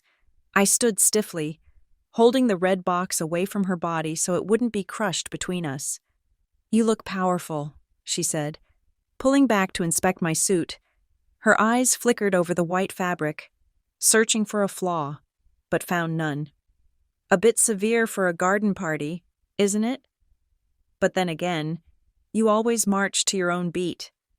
"I wanted to look my best for the presentation," I said, my voice smooth and level. "And is this it?" She touched the lid of the red velvet box with a manicured finger. Her eyes dilated. I could see the greed vibrating behind her pupils. "Is this the paperwork?" "It is everything," I said. "The future of the family is inside this box." "Oh, mercy," she whispered, tears springing to her eyes on command. "You have made me the happiest mother in the world. Come say hello to everyone. They are dying to congratulate you." She linked her arm through mine, dragging me into the crowd. I was paraded like a prize poodle. "You know Mercy, my stepdaughter." Serena beamed at a couple I didn't recognize. "The director at Ethelgard Analytics. Such a brilliant mind. She is taking over the financing of our new development projects." "Charmed," the man said, eyeing the box. "That looks like quite a gift." "It is a surprise," Serena giggled. "We are opening it later." I endured the handshakes. I endured the false smiles. I analyzed the crowd. It was a collection of parasites. They were drinking the vintage champagne Serena had bought on credit, eating the imported caviar, and judging everything. They didn't care about us. They were here for the show. I spotted Gavin near the bar. He was wearing the suit I had paid for. It was a midnight blue tuxedo with a satin lapel. He looked handsome, in a superficial, glossy way. He was holding court with 3 young women, gesturing wildly with a cigar in one hand. He saw me and sauntered over. "Nice suit, sis," he said, looking me up and down. "Trying to upstage the groom?" "You are not a groom, Gavin," I reminded him. "You are just a guest." "Not for long," he grinned, leaning in close so only I could hear. "Mom says once the ink is dry, I am getting a VP title in the new trust, Vice President of Operations. Sounds good, right?" "It sounds like a lot of responsibility," I said. "I can handle it," he scoffed. "I look the part, don't I? Thanks for the $800. By the way, though honestly, the shoes cost another $400, so you kinda cheaped out on me." "I am sure you will pay me back," I said. Yeah, put it on my tab." He winked and walked back to his admirers. Convinced he was moments away from being a millionaire, I moved through the crowd, making my way to the head table. My father was sitting there, alone. Arthur Ashland looked like a ghost haunting his own party. He was wearing a beige suit that hung loosely on his frame. His skin was pale, almost translucent, and he was staring at a glass of water as if it contained the secrets of the universe. "Hello, Dad," I said softly. He looked up. His eyes were red-rimmed. When he saw me, he didn't smile. He looked terrified. He looked at the box in my hands, then at Serena laughing in the distance, then back to me. "Mercy," he croaked. "You came. I told you I would." He reached out and gripped my wrist. His hand was shaking. "You don't have to do this. Honey, you don't have to give her the money. I can figure something else out. I can sell the house. We can move into a condo. Don't let her take your mother's legacy." It was the first time in 5 years he had tried to protect me, but it was too little, and it was far too late. The machinery of justice was already grinding forward. It could not be stopped by a whisper. "It is okay, Dad," I said, placing my hand over his. My skin was cool. His was clammy. "I am not giving her anything she doesn't deserve." He looked at me, confusion clouding his eyes.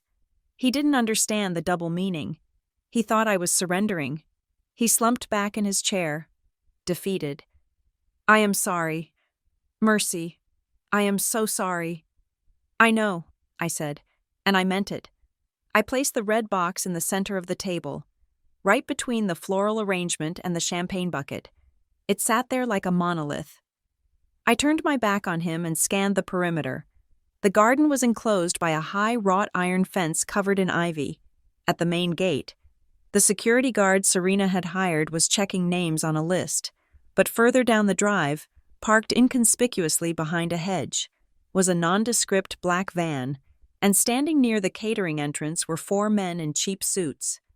They were not drinking. They were not talking. They were watching me.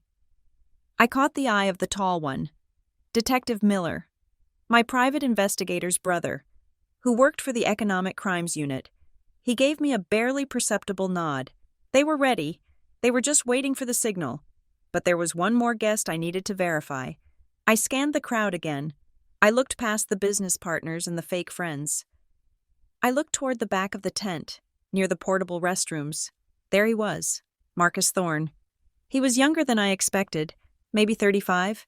He was built like a gym rat, all biceps and tight fabric. He was wearing sunglasses, even though he was in the shade. I had sent him an anonymous invitation 2 days ago, printed on heavy cardstock, implying it was from Serena but advising discretion. "Wear sunglasses. Stay in the back. I have a surprise for you." Serena hadn't seen him yet. She was too busy charming the local councilman. I walked over to the bar and ordered a sparkling water. I needed a clear head. "Quite a party," a voice said beside me. It was one of Serena's friends, a woman named Linda who sold high-end insurance. "Serena tells me you are finally joining the family business. Smart move. Your stepmother has the Midas touch." "She certainly touches everything that is gold," I agreed. "She is so proud of you," Linda gushed. "She told us all about how you were struggling with the responsibility of the estate and how relieved you were to hand it over. It takes a big person to admit they need help. It does, I said. It takes a very big person to admit a lot of things. A chime rang out. I turned. Serena was standing on the small raised stage that had been erected for the jazz band. She was tapping a silver spoon against a crystal flute. Ding, ding, ding. The crowd quieted. The jazz music faded to a halt. 200 faces turned toward her. Serena looked radiant. She was flushed with victory. She held the microphone in one hand and her champagne glass in the other. "Family," she began, her voice amplified across the lawn. "Friends, distinguished guests, thank you for being here on this beautiful afternoon." She paused for applause. It came, polite and rippling. "Mother's Day is usually about the past," she continued, looking down at the crowd with a benevolent smile. "It is about thanking the women who raised us. But today is about the future." She gestured toward me. I was standing near the table with the red box. 5 years ago, I married Arthur, and I gained a daughter. It hasn't always been an easy road. Blending families is hard work. There were misunderstandings. There was distance. She made a sad face. A theatrical pout that suggested she had suffered greatly in silence. "But love," she said, her voice rising. "Love conquers all, over the last few weeks. Mercy and I have bridged that divide. We have realized that we are stronger together. We have realized that the Ashland legacy shouldn't be a burden carried by one person, but a torch carried by the whole family." She beckoned me with her hand. "Mercy, darling, come up here." I took a breath. I adjusted the cuffs of my white suit. I walked through the parted crowd. I felt their eyes on me. They saw a defeated daughter coming to pay tribute. They saw a checkbook walking. I stepped onto the stage. Serena put her arm around my waist. I could feel the heat radiating from her. She was practically vibrating. "Mercy has a very special presentation to make," Serena announced. "She has decided to make a significant investment in our family's real estate portfolio, ensuring that her father and I can retire in comfort, and that her brother Gavin has the capital to launch his career. It is the ultimate Mother's Day gift." She squeezed me. "The floor is yours, sweetie." She handed me the microphone. I held it for a moment, looking out at the sea of faces. I saw Gavin, smirking, already mentally spending the money. I saw Arthur, head in his hands. I saw the guests, bored but expectant, and I saw Marcus Thorne, in the back, lowering his sunglasses to get a better look. I saw the plainclothes officers moving closer to the stage, sliding through the crowd like sharks in shallow water. I turned to Serena. She was smiling at me. Expecting a speech about gratitude and unity, I smiled back. It was the first genuine smile I had given her in 5 years. "Thank you, Serena," I said, my voice clear and amplified, echoing off the expensive rented tent. "You are right. Today is about the truth. It is about showing everyone exactly who you are." "Go ahead," she whispered off mic. "Give them the box." "I will," I said. I signaled to the waiter standing near the table. "Please, bring me the box." The waiter carried the heavy red velvet box up the stairs. He placed it on a small podium next to me. Serena reached for it, her hand trembling with anticipation. "Wait," I said into the microphone. "Before you open it, I want to say a few words about what is inside." Serena pulled her hand back, annoyed but keeping her smile fixed. "Of course, dear." I looked at the crowd. "People say money changes people," I said, "but my mother taught me that money just reveals them. It acts as a magnifying glass for your character. If you are generous, money makes you a philanthropist. If you are a thief, money just makes you a grand larcenist." A ripple of confusion went through the crowd. The smile on Serena's face faltered. "Inside this box," I continued, "is the accumulation of 5 years of this family's history. It contains the receipts of every sacrifice made. It contains the proof of every transaction." I looked directly at Serena. "You wanted a signature. Serena, you wanted access to the Ashland accounts. You wanted to merge our lives completely." "Yes," she said, her voice tight. realizing something was wrong. Yes, mercy. That is what we agreed. Then I am happy to say, I raised my voice, that I have given you exactly what you asked for. I have merged our lives with the legal system. Serena froze. What? Open the box. Serena, I commanded. My voice was no longer the voice of a daughter. It was the voice of a prosecutor. Open it. The crowd was silent. The jazz band had stopped packing up their instruments and was watching. Serena looked at me, fear dawning in her eyes.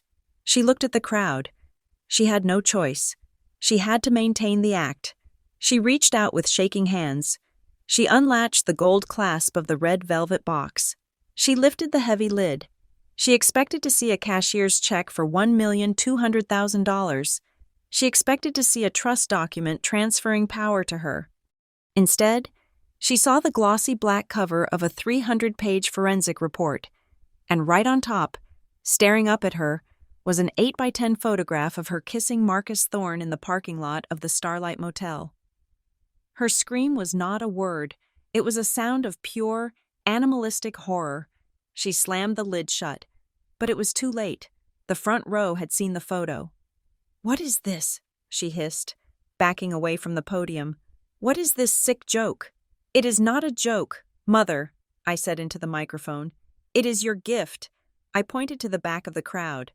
"And look," I said, "I even invited your boyfriend to see you open it." I pointed a finger directly at Marcus Thorne. Serena's head whipped around. She saw him. Marcus panicked. He turned to run, knocking over a tray of champagne glasses. The crash of breaking glass shattered the silence. "Gavin!" Serena shrieked. "Get him! Get her!" Gavin, confused and seeing his fortune evaporate, lunged toward the stage. "That is my cue," I said calmly. I looked at Detective Miller and nodded. The 4 men in cheap suits drew their badges. "Police!" Miller shouted, his voice booming over the chaos. "Nobody move! Federal Economic Crimes Unit!" The party was over. The nightmare had just begun. The atmosphere on the raised platform was not just hot, it was pressurized. The afternoon sun beat down on the white canvas of the marquee, diffusing the light into a blinding, clinical glare that washed out the colors of the guests' clothing.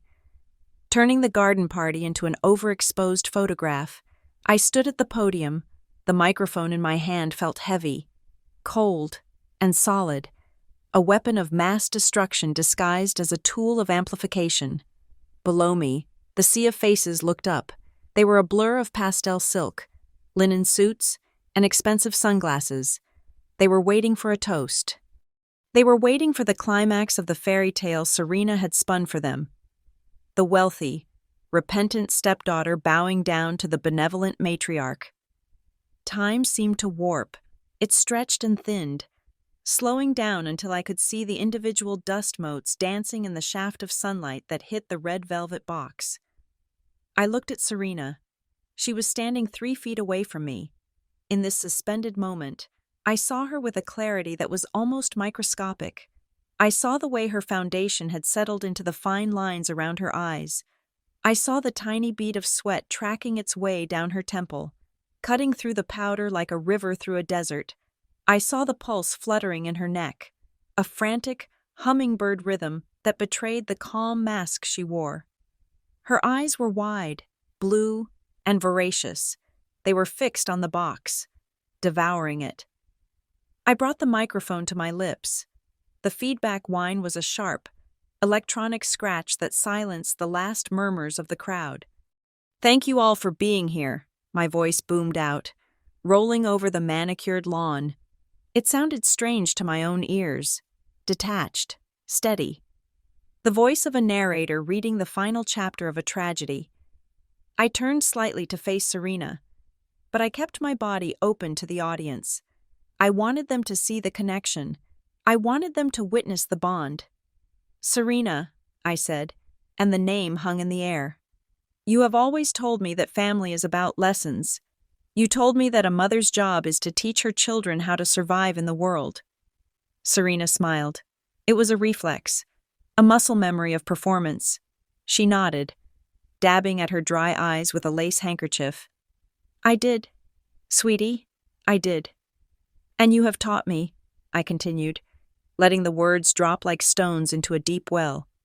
You have taught me the most important lesson about finance, a lesson that my own mother, with all her books and theories, never quite explained. The crowd leaned in. They loved this. It was the humility they craved, the admission that the stepmother knew best. You taught me, I said, locking eyes with her. That value is not just about what you see on the surface. You taught me that the biggest numbers often hide the biggest lies. But most importantly, Serena, you taught me that trust is not a feeling. I paused. I let the silence stretch for 5 seconds, 10 seconds. Trust, I said, my voice hardening just a fraction, is an investment, and like any investment, it must be verified. A few people clapped. They clapped because they heard the word trust and assumed it was a compliment. They clapped because they were drunk on champagne and social obligation. Serena clapped the hardest. She was beaming, her teeth white and predatory. She nodded vigorously to her friends in the front row, mouthing the words. She finally gets it. She didn't hear the warning. She was so deafened by the sound of her own victory that she couldn't hear the blade being sharpened. So, I said, gesturing to the podium where the box sat. I wanted to give you a gift that reflects that lesson, a gift that represents exactly what you have given to this family over the last 5 years. I took a step back, giving her the stage. This gift is not just money, I announced to the crowd, my voice rising. Money is temporary. Money can be spent. This gift is something far more valuable. It is freedom. Serena's eyes lit up. Freedom. To her. That word meant freedom from debt. It meant freedom to leave my father. It meant the freedom of a 7-figure bank account in the Cayman Islands. Freedom from secrets, I added softly. And freedom from the lies that bind us. Oh, mercy, Serena gushed, reaching for the microphone but stopping herself. She looked at the box. Can I? Please, I said, sweeping my arm toward the red velvet container. Open it. It is all yours. The crowd applauded again. A polite, rhythmic swell of sound. Serena stepped forward. Her movements were jerky, eager. She was no longer gliding. She was lunging. She reached out with both hands, her fingers, adorned with rings she had bought on my credit cards. Clawed at the gold latch. Click. The sound was small. But in the silence of my heightened perception, it sounded like a gunshot. Serena lifted the heavy lid. I watched her face. I watched the exact moment the light left her eyes. She expected to see the cool green of money. She expected the heavy, cream-colored paper of a bank draft. She expected the keys to a new life. Instead, she was staring into the abyss. The box was not empty. It was packed tight. Sitting on top was a thick document, bound with a spiral plastic spine. The cover was protected by a clear plastic sheet. Reflecting the sun, the title was printed in bold. 72-point black font. Forensic audit and evidence of fraud. Subject: Serena Miller Ashland. Case file: 2026-AETHELGARD. Serena blinked. She blinked once, twice, as if her brain was refusing to process the visual data. She thought it was a joke. She thought it was a gag gift before the real check was revealed. She reached in, her hand trembling, and pulled out the top binder. Underneath it lay the photographs. They were 8x10 glossy prints, high resolution, taken with a telephoto lens that cost more than her car. The top photo showed Serena. She was wearing a trench coat, standing outside the Starlight Motel. She was not alone. She was wrapped in the arms of Marcus Thorne. His hand was on her lower back. Her face was tilted up to his, her eyes closed in an expression of rapture she had never shown my father. The second photo showed her sitting at a blackjack table in Atlantic City. A stack of chips in front of her, laughing with a drink in her hand. The timestamp in the corner of the photo was dated 2 days after she had told Arthur she was at a religious retreat. The third item was a stack of bank statements, highlighted in neon yellow. Every fraudulent transfer, every forged check, every credit card application was tabbed and indexed. Serena froze. It wasn't a stillness. It was a paralysis. It was the look of an animal that has stepped into a trap and realizes, in the split second before the pain registers, that it is never going home. The color drained from her face. It didn't fade. It vanished. 1 second she was flushed with peach-toned makeup and excitement. The next, she was as gray as wet cement. Her mouth opened, but no sound came out. It was a silent scream, a gasp of oxygen being sucked out of her lungs. She dropped the binder. Thud. It hit the wooden floor of the stage. The sound was heavy. Final. She looked up at me. Her eyes were no longer the eyes of a mother, or a manipulator, or a queen. They were the eyes of a cornered rat. They were wild, wet, and terrified. "What?" she whispered. The microphone caught the sound, amplifying her terror into a ghostly wheeze. "What is this?" I leaned into the microphone. I didn't smile. I didn't gloat. I kept my face as blank as a tombstone. "It is the truth, Serena," I said, my voice booming over the confused crowd. "It is the audit trail. Every dollar you stole, every signature you forged, every lie you told my father while you were sleeping with your personal trainer." A gasp went through the audience. It started in the front row and rippled back like a shockwave. Heads turned. Whispers erupted. "No," Serena stammered. She tried to close the box, slamming the lid down, as if hiding the evidence would make it disappear. "No, this is a mistake. This is a prank." She turned to the crowd, her hands waving frantically. "She is lying. She is crazy. It is a joke. Tell them it is a joke. Mercy!" She grabbed my arm. Her nails dug into the fabric of my white suit. I looked down at her hand, then I looked at her face. "The police do not think it is a joke," I said calmly. I pointed to the side of the stage. Serena whipped her head around. Marcus Thorne, who had been trying to slink away toward the exit, had frozen. 2 of the men in cheap suits, the plainclothes officers, had stepped into his path. One of them held up a badge. Marcus looked like he was about to vomit. Serena looked back at me. She looked at the red velvet box. The symbol of her victory had become her coffin. I saw the realization hit her. The party, the guests, the dress, the surrender. It had all been a play. And she wasn't the director. She was the clown. "You," she hissed, her voice shaking with a mix of rage and pure, unadulterated fear. "You vicious little bitch." "Happy Mother's Day," I said. The silence that followed was absolute. It was the silence of a structure collapsing. The split second between the detonation charges going off and the building crumbling into dust. Arthur was standing up at the head table. He was holding his napkin. He looked at the binder on the floor. He looked at the photo that had slid out, the photo of his wife kissing another man. He didn't move. He just stared, his face crumbling. 10 years of age crashing down on him in 10 seconds. Serena saw him looking. She saw her safety net, her shield, her victim, staring at the evidence of her betrayal. "Arthur!" she screamed, a shrill, desperate sound that made the guests flinch. "Arthur, don't look. It is fake. It is Photoshop. She is trying to destroy us." She lunged toward the table, trying to grab the photos before he could see more. But she didn't make it. I stepped back, crossing my arms over my chest. The slow motion ended. The world snapped back into real time. The illusion of the perfect family shattered into a million jagged pieces, and the sound of the glass breaking was the sweetest music I had ever heard. The trap was sprung. The red velvet box sat open, its mouth gaping wide, vomiting the ugly, black truth all over her pristine white tablecloth. I watched her scramble. I watched her panic, and for the first time in 5 years, I felt my lungs fill completely with air. I did not give her time to breathe. I did not give the audience time to process the shock of the photograph. In the court of public opinion, momentum is everything. and I had a freight train of evidence barreling down the tracks. I gripped the microphone tighter, my knuckles white against the black plastic. My voice did not tremble.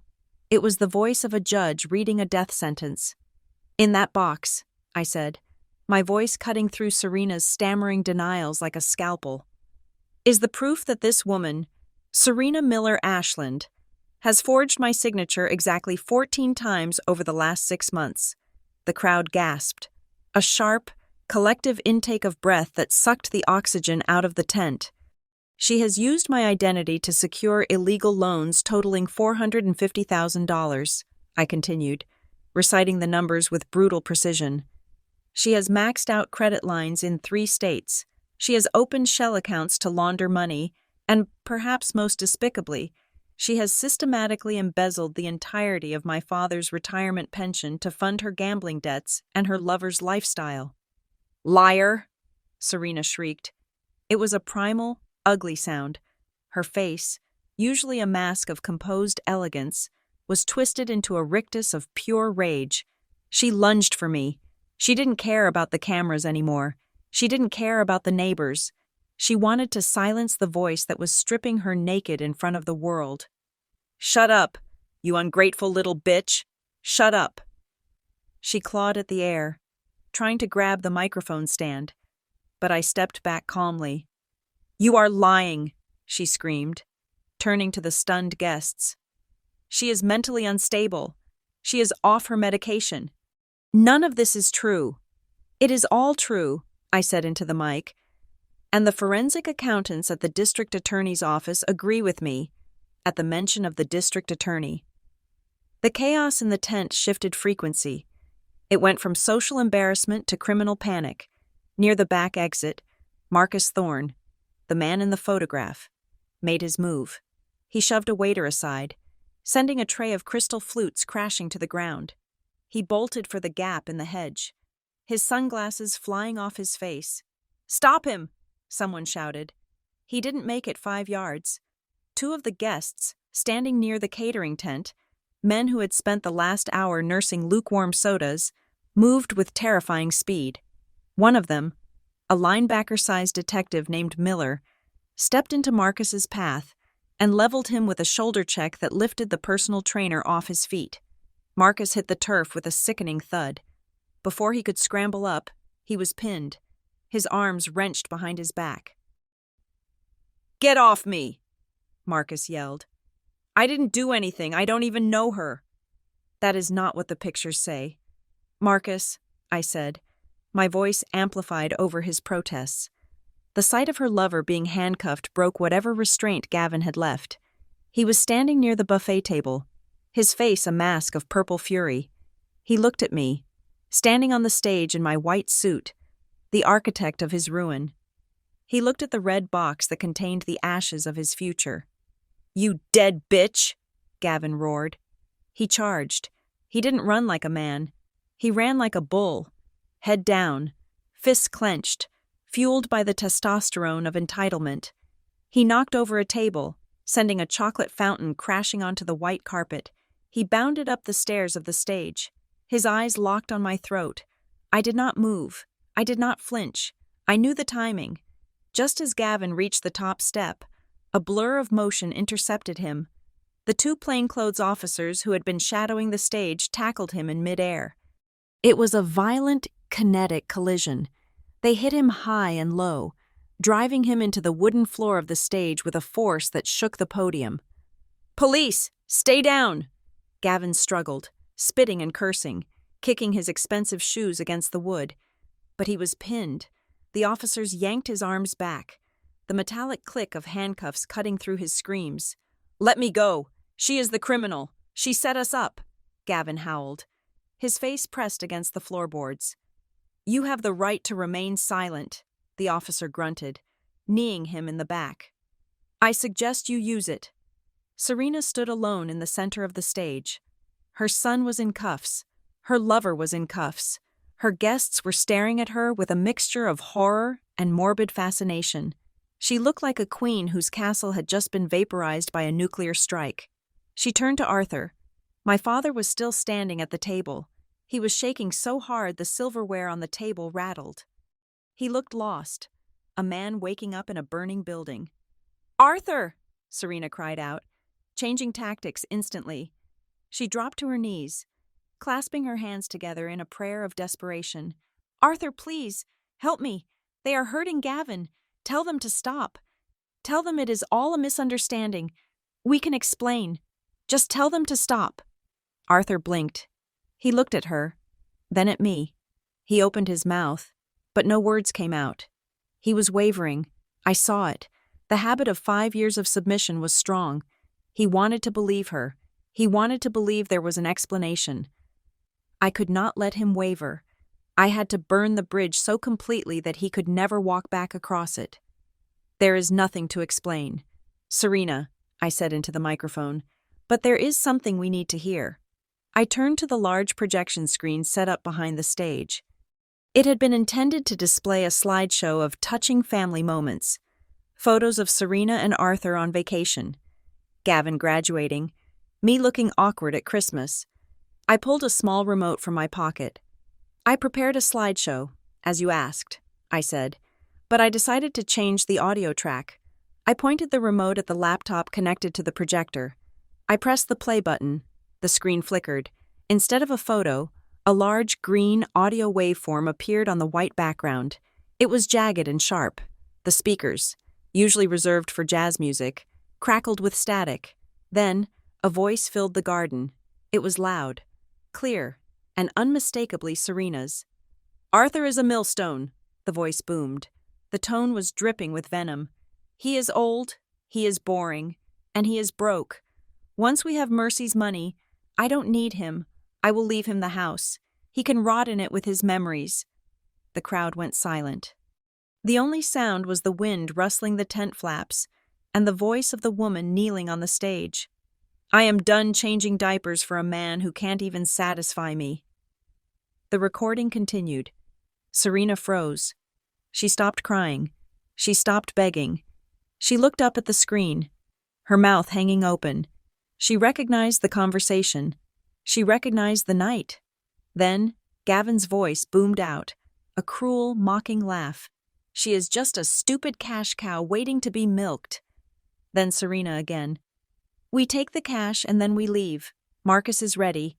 He has the villa in Costa Rica picked out God. Gavin, can you imagine? No more cold winters. No more pretending to care about this dusty old house." I let the recording play to the end. To the part where she promised Gavin 20% of the take, I pressed stop. The silence that followed was heavy, suffocating. It was the silence of absolute, undeniable truth. Arthur Ashland stood there. The color had returned to his face, but it wasn't the flush of health. It was the dark, dangerous red of a man who has just realized he has been sleeping with a viper. He looked at Serena. She was still on her knees, but she wasn't praying anymore. She was shrinking. She looked small, withered, exposed. "Arthur," she whispered, reaching a hand toward him. "Baby, I was angry. I didn't mean it. It was just talk. You know how I get when I'm stressed." Arthur stepped out from behind the table. He walked toward the stage. He moved slowly, stiffly, like a man made of wood. He stopped at the edge of the platform, looking down at her. "Arthur, please," Serena sobbed, tears streaming down her face again. But this time, they were tears of terror. "I love you. Don't let them take me. We are husband and wife." Arthur looked at her hand reaching for his pant leg. He took a step back, a distinct, deliberate step backward. He looked at me. His eyes were wet, but they were clear. For the first time in 5 years, the fog had lifted. He saw me. He saw the white suit, the microphone, the red box. He understood what I had done. He understood the brutality of it, and he understood the necessity of it. He looked back at Serena. "Don't touch me," he said. His voice wasn't loud. It didn't need a microphone. It was a guttural, disgusted whisper that carried more weight than a scream. "Arthur," Serena shrieked. "You wanted my money," Arthur said. his voice shaking with a rage so deep it sounded like the earth cracking. "You wanted my daughter's money. You wanted to leave me to rot." He spat on the ground, inches from her hand. "You are not my wife," he said. "You are a stranger." He turned his back on her. He walked back to his chair and sat down, burying his face in his hands. He was broken. Yes, but he was free. "No!" Serena screamed. "No, you can't do this. I have rights. This is entrapment." "You have the right to remain silent," I repeated, looking down at her. From the distance, the sound of sirens began to wail. At first, it was a faint whine, but it grew louder, sharper, piercing the suburban afternoon. Blue and red lights began to flash against the white canvas of the tent as the marked patrol cars pulled up to the gate. The guests began to scatter. The socialites grabbed their purses and fled, desperate to avoid being interviewed as witnesses. The friends vanished into the shrubbery. The party was dissolving into a crime scene. 2 uniformed officers marched up the aisle, their boots crunching on the gravel. They climbed the stairs to the stage. "Serena Miller," one of them said, pulling a pair of handcuffs from his belt. "Stand up." Serena didn't stand. She had to be hauled to her feet. She was dead weight, her legs giving out, her expensive peach silk dress stained with dust from the floor. "Mercy!" she screamed as they clicked the cuffs onto her wrists. "Mercy, help me. I am your mother. I raised you. How can you do this? How can you be so cruel?" I watched them turn her around. I watched the metal bite into her skin. I stepped down from the podium. I walked over to where she stood, held up by the 2 officers. I leaned in close. I could smell the sweat, the stale champagne, and the fear radiating off her. "You are not my mother," I whispered, my voice low and intimate. "My mother was a genius.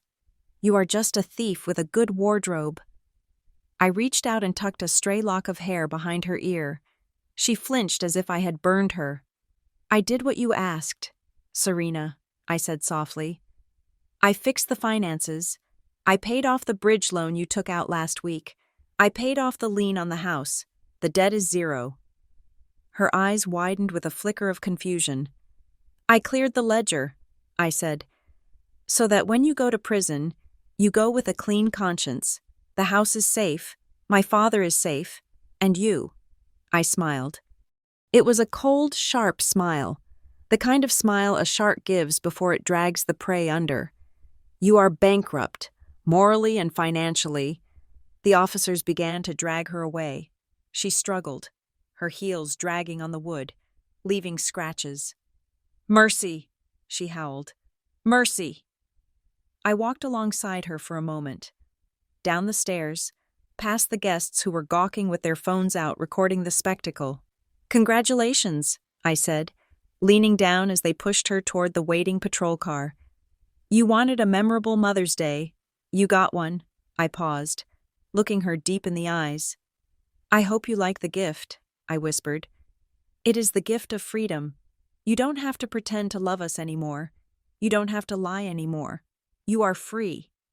"Rot in hell!" she screamed, spitting at me. "Enjoy your freedom," I said, stepping back as they shoved her into the back seat. "In prison." The door slammed shut. The sound echoed like a gavel striking a block. I stood on the driveway, watching the red and blue lights spin. I watched Gavin being shoved into a second car, kicking and screaming about his lawyer. I watched Marcus Thorne being loaded into a van. The sirens wailed again, loud and discordant, as the convoy pulled away, taking the cancer that had infected my family with it. I stood alone in the driveway. My white suit was still pristine. The air smelled of exhaust fumes and cut grass. It was over. The empire of lies had collapsed, and all that was left was the truth. Standing in the ruins, breathing the first clean air in 5 years.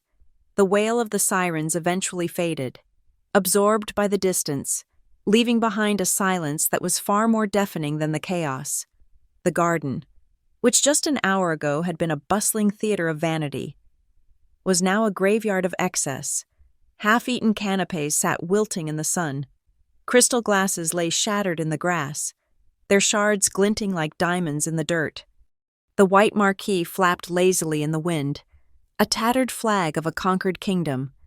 The guests had vanished with the speed of cockroaches exposed to light, leaving only the hired staff who were quietly packing up chairs, averting their eyes as I walked past them. I did not look back at the ruin of the party. I turned and walked toward the house. The front door was open. I stepped into the hallway, the cool air of the air conditioning hitting my face. It smelled of Serena's perfume, that cloying, floral scent, but underneath it, I could smell the old, familiar scent of wood polish and dust that belonged to the house I grew up in. I found Arthur in the living room. He was sitting in his favorite leather armchair, the one my mother had bought him for his 50th birthday. He looked small.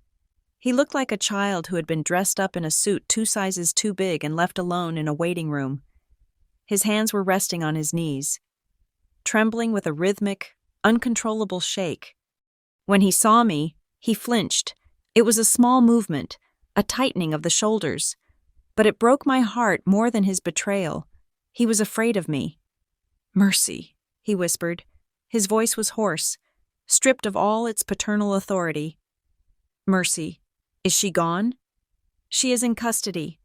"Dad," I said, my voice echoing slightly in the empty room. "They are taking her to the Central Processing Unit. The charges are severe. She will not be making bail tonight, or any night soon." Arthur nodded slowly, staring at the carpet. "I didn't know," he mumbled. "I swear to you, Mercy, I didn't know she was stealing. I didn't know about the forgery.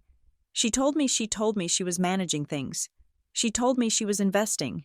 "You signed the papers, Dad," I said, standing in the center of the room, keeping my distance. "You signed the second mortgage application. I saw your signature. It wasn't a forgery. It was you." "She put them in front of me," Arthur pleaded, looking up at me with watery, red-rimmed eyes. "I was watching TV. She said it was insurance forms. She said it was just standard updates. I trust my wife. Mercy, is that a crime? To trust your wife?" "It is when your wife is a predator and you refuse to look at her teeth," I replied. "You didn't read them. You didn't ask questions. You just wanted the easy life. You wanted the peace she promised you, even if the price of that peace was my inheritance." "I never wanted to take your money," he sobbed, burying his face in his hands. "I just wanted us to be a family. She said if we merged the accounts, the fighting would stop. She said you were being difficult, that you were hoarding the money to hurt us. She made it sound so reasonable." "And you believed her," I said, "because it was easier to believe that I was the villain than to accept that you married a monster." I reached into the inside pocket of my white blazer. I pulled out a single sheet of paper. It was not folded. It was crisp and heavy. I walked over to him. I did not sit down. I stood over him, casting a shadow across his lap. "Here," I said, extending the paper. Arthur looked at it. He reached out with a shaking hand and took it. "What is this?" "It is a legal disclaimer," I explained calmly. "It is a formal document stating that I, Mercy Ashland, renounce any and all future claims to your estate. I am removing myself from your will. I am removing myself from your life insurance policies, and more importantly, it creates a permanent legal firewall between my finances and yours." He stared at the paper, the letters swimming before his eyes. "Mercy, no. You don't have to do this. She is gone. It is just us now. We can fix this. We can go back to how it was." "We can never go back," I said. "And it is not just us. It is just you." "But I am your father." He wept, the tears dripping onto the expensive legal paper. "I made a mistake. Everyone makes mistakes. A mistake is forgetting to pick up milk." "Dad," I said, my voice dropping to a register of absolute cold finality. "Watching your wife emotionally abuse your daughter for 5 years is not a mistake. It is a choice. Signing away the home my mother paid for is not a mistake. It is negligence." I took a deep breath. This was the hardest part. This was the amputation. You said you didn't know, I said. But the truth is, you didn't know because you didn't want to know. You saw the red flags. You saw how she treated me. You saw the lavish spending. You saw Gavin driving a car he couldn't afford. You chose to close your eyes because opening them would have meant confrontation. Your weakness was not a victim, Dad. Your weakness was her accomplice. Arthur flinched as if I had slapped him. He opened his mouth to argue, to defend himself, but the words died in his throat. He knew I was right. He had traded his integrity for a quiet life, and now he had neither. I have done one last thing for you, I said. The house. He looked around the room, at the walls that had witnessed his failure. I paid off the predatory loan Serena took out last week, I said. And I paid off the lien she tried to put on the deed. The house is free and clear. It is 100% yours. No debt, no banks. Thank you, he breathed, a flicker of hope igniting in his eyes. Thank you. Mercy, we can stay here. I will get a job. We can rebuild. No, I cut him off. You can stay here. I am leaving. Leaving? He looked panic-stricken. Where? When? Now, I said. I have my own apartment. I have my own life. And I have my own peace of mind to protect. But dinner, he stammered, grasping at straws of normalcy. We have all this food. The caterers left so much. Stay for dinner. Mercy, please, just one meal. Let me explain properly. Let me make it up to you. I looked at him. I looked at the man who used to read me bedtime stories. The man who used to lift me up to put the star on the Christmas tree. I searched for that man in his eyes, but I couldn't find him. He had been eroded away, grain by grain, by 5 years of compromise. I am not hungry, I said. I turned around. I walked toward the door. Mercy, he cried out, struggling to get out of the chair. Mercy, don't walk out that door. If you walk out, I don't know what I will do. I will be all alone. I stopped at the threshold. I put my hand on the doorframe. The wood felt solid under my fingers. You were alone when I was here, Dad, I said without turning back. You just didn't realize it because she was making so much noise. I love you, he screamed, a desperate, final plea. I know, I whispered, but love is not enough anymore. I need safety. I stepped out onto the porch. The heat of the afternoon had broken. The sky had turned a bruised purple, heavy with clouds. As I walked down the steps, the first drops of rain began to fall. They were fat, warm drops, splattering against the pavement like applause. I walked down the driveway. The rain picked up intensity, turning into a summer downpour. It soaked into my white suit. It ran down my face, mixing with the hairspray and the makeup. It felt incredible. It felt like a baptism. It washed away the smell of Serena's perfume. It washed away the tension of the performance. It washed away the daughter I had been, the one who waited for approval, and revealed the woman I was now. I reached my rental car parked 3 houses down. I unlocked the door and slid into the driver's seat. The silence inside the car was a sanctuary. My phone buzzed on the passenger seat. I picked it up. It was a text message from Sterling, my lawyer. To Mercy Ashland. From J. Sterling, Esquire. Subject, status update. Confirmed. The irrevocable trust is sealed. The disclaimer is filed. Your assets are 100% secure and isolated. The district attorney has accepted the evidence package. Arraignment is set for Tuesday morning. You are free. Ms. Ashland. I stared at the screen. You are free. It wasn't just a legal status. It was a state of being. I put the phone down. I put the key in the ignition. The engine purred to life. I put the car in gear and pulled away from the curb. As I drove past the house, I looked in the rearview mirror. I saw the wet, green lawn. I saw the white marquee sagging under the rain. I saw the front door, still open, a dark rectangle of emptiness. I waited for the guilt to hit me. I waited for the crushing weight of sadness, the regret of leaving my father alone in that big, empty house. but it didn't come. Instead, I felt a lightness in my chest that made me dizzy. I felt the air filling my lungs, expanding into corners that had been compressed for 5 years. I didn't feel happy. Happiness is fleeting. I felt something more durable. I felt peaceful. I reached out and turned on the radio. Static hissed for a moment, and then a song cut through. It was an old song, one from the 70s, a song my mother used to hum while she worked in the garden, before Serena paved it over. Fleetwood Mac, Landslide. The acoustic guitar filled the car. Stevie Nicks' voice, raspy and wise, sang about changes, about building your life around others, and about the fear of the landslide bringing you down. Time makes you bolder. The song went, even children get older, and I am getting older, too. I listened to the words. I wasn't a child anymore. I wasn't the little girl waiting for her dad to save her. I had saved myself. I looked at the road ahead. The rain was clearing, and in the west, a strip of golden sunlight was breaking through the clouds, illuminating the wet asphalt. A smile touched my lips. It wasn't the cold, sharp smile I had worn on the stage. It wasn't the polite smile I wore at work. It was a real smile, small, private, and genuine. I had given Serena the gift she deserved. I had given my father the truth he needed. But the greatest gift was the one I had given myself. I had given myself my life back. I pressed the accelerator.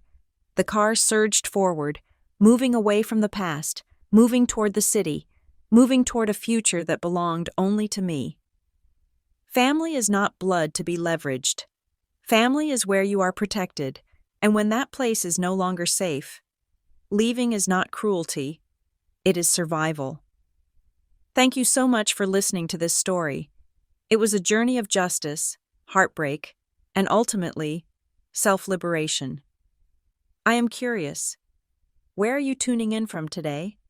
Are you listening from a quiet room, on your commute, or maybe while working? Let me know in the comments below. I would love to hear from you and read your thoughts on Mercy's decision.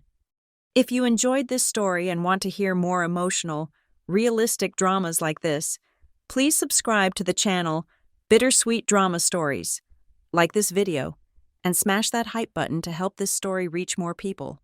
Your support means the world. Until next time.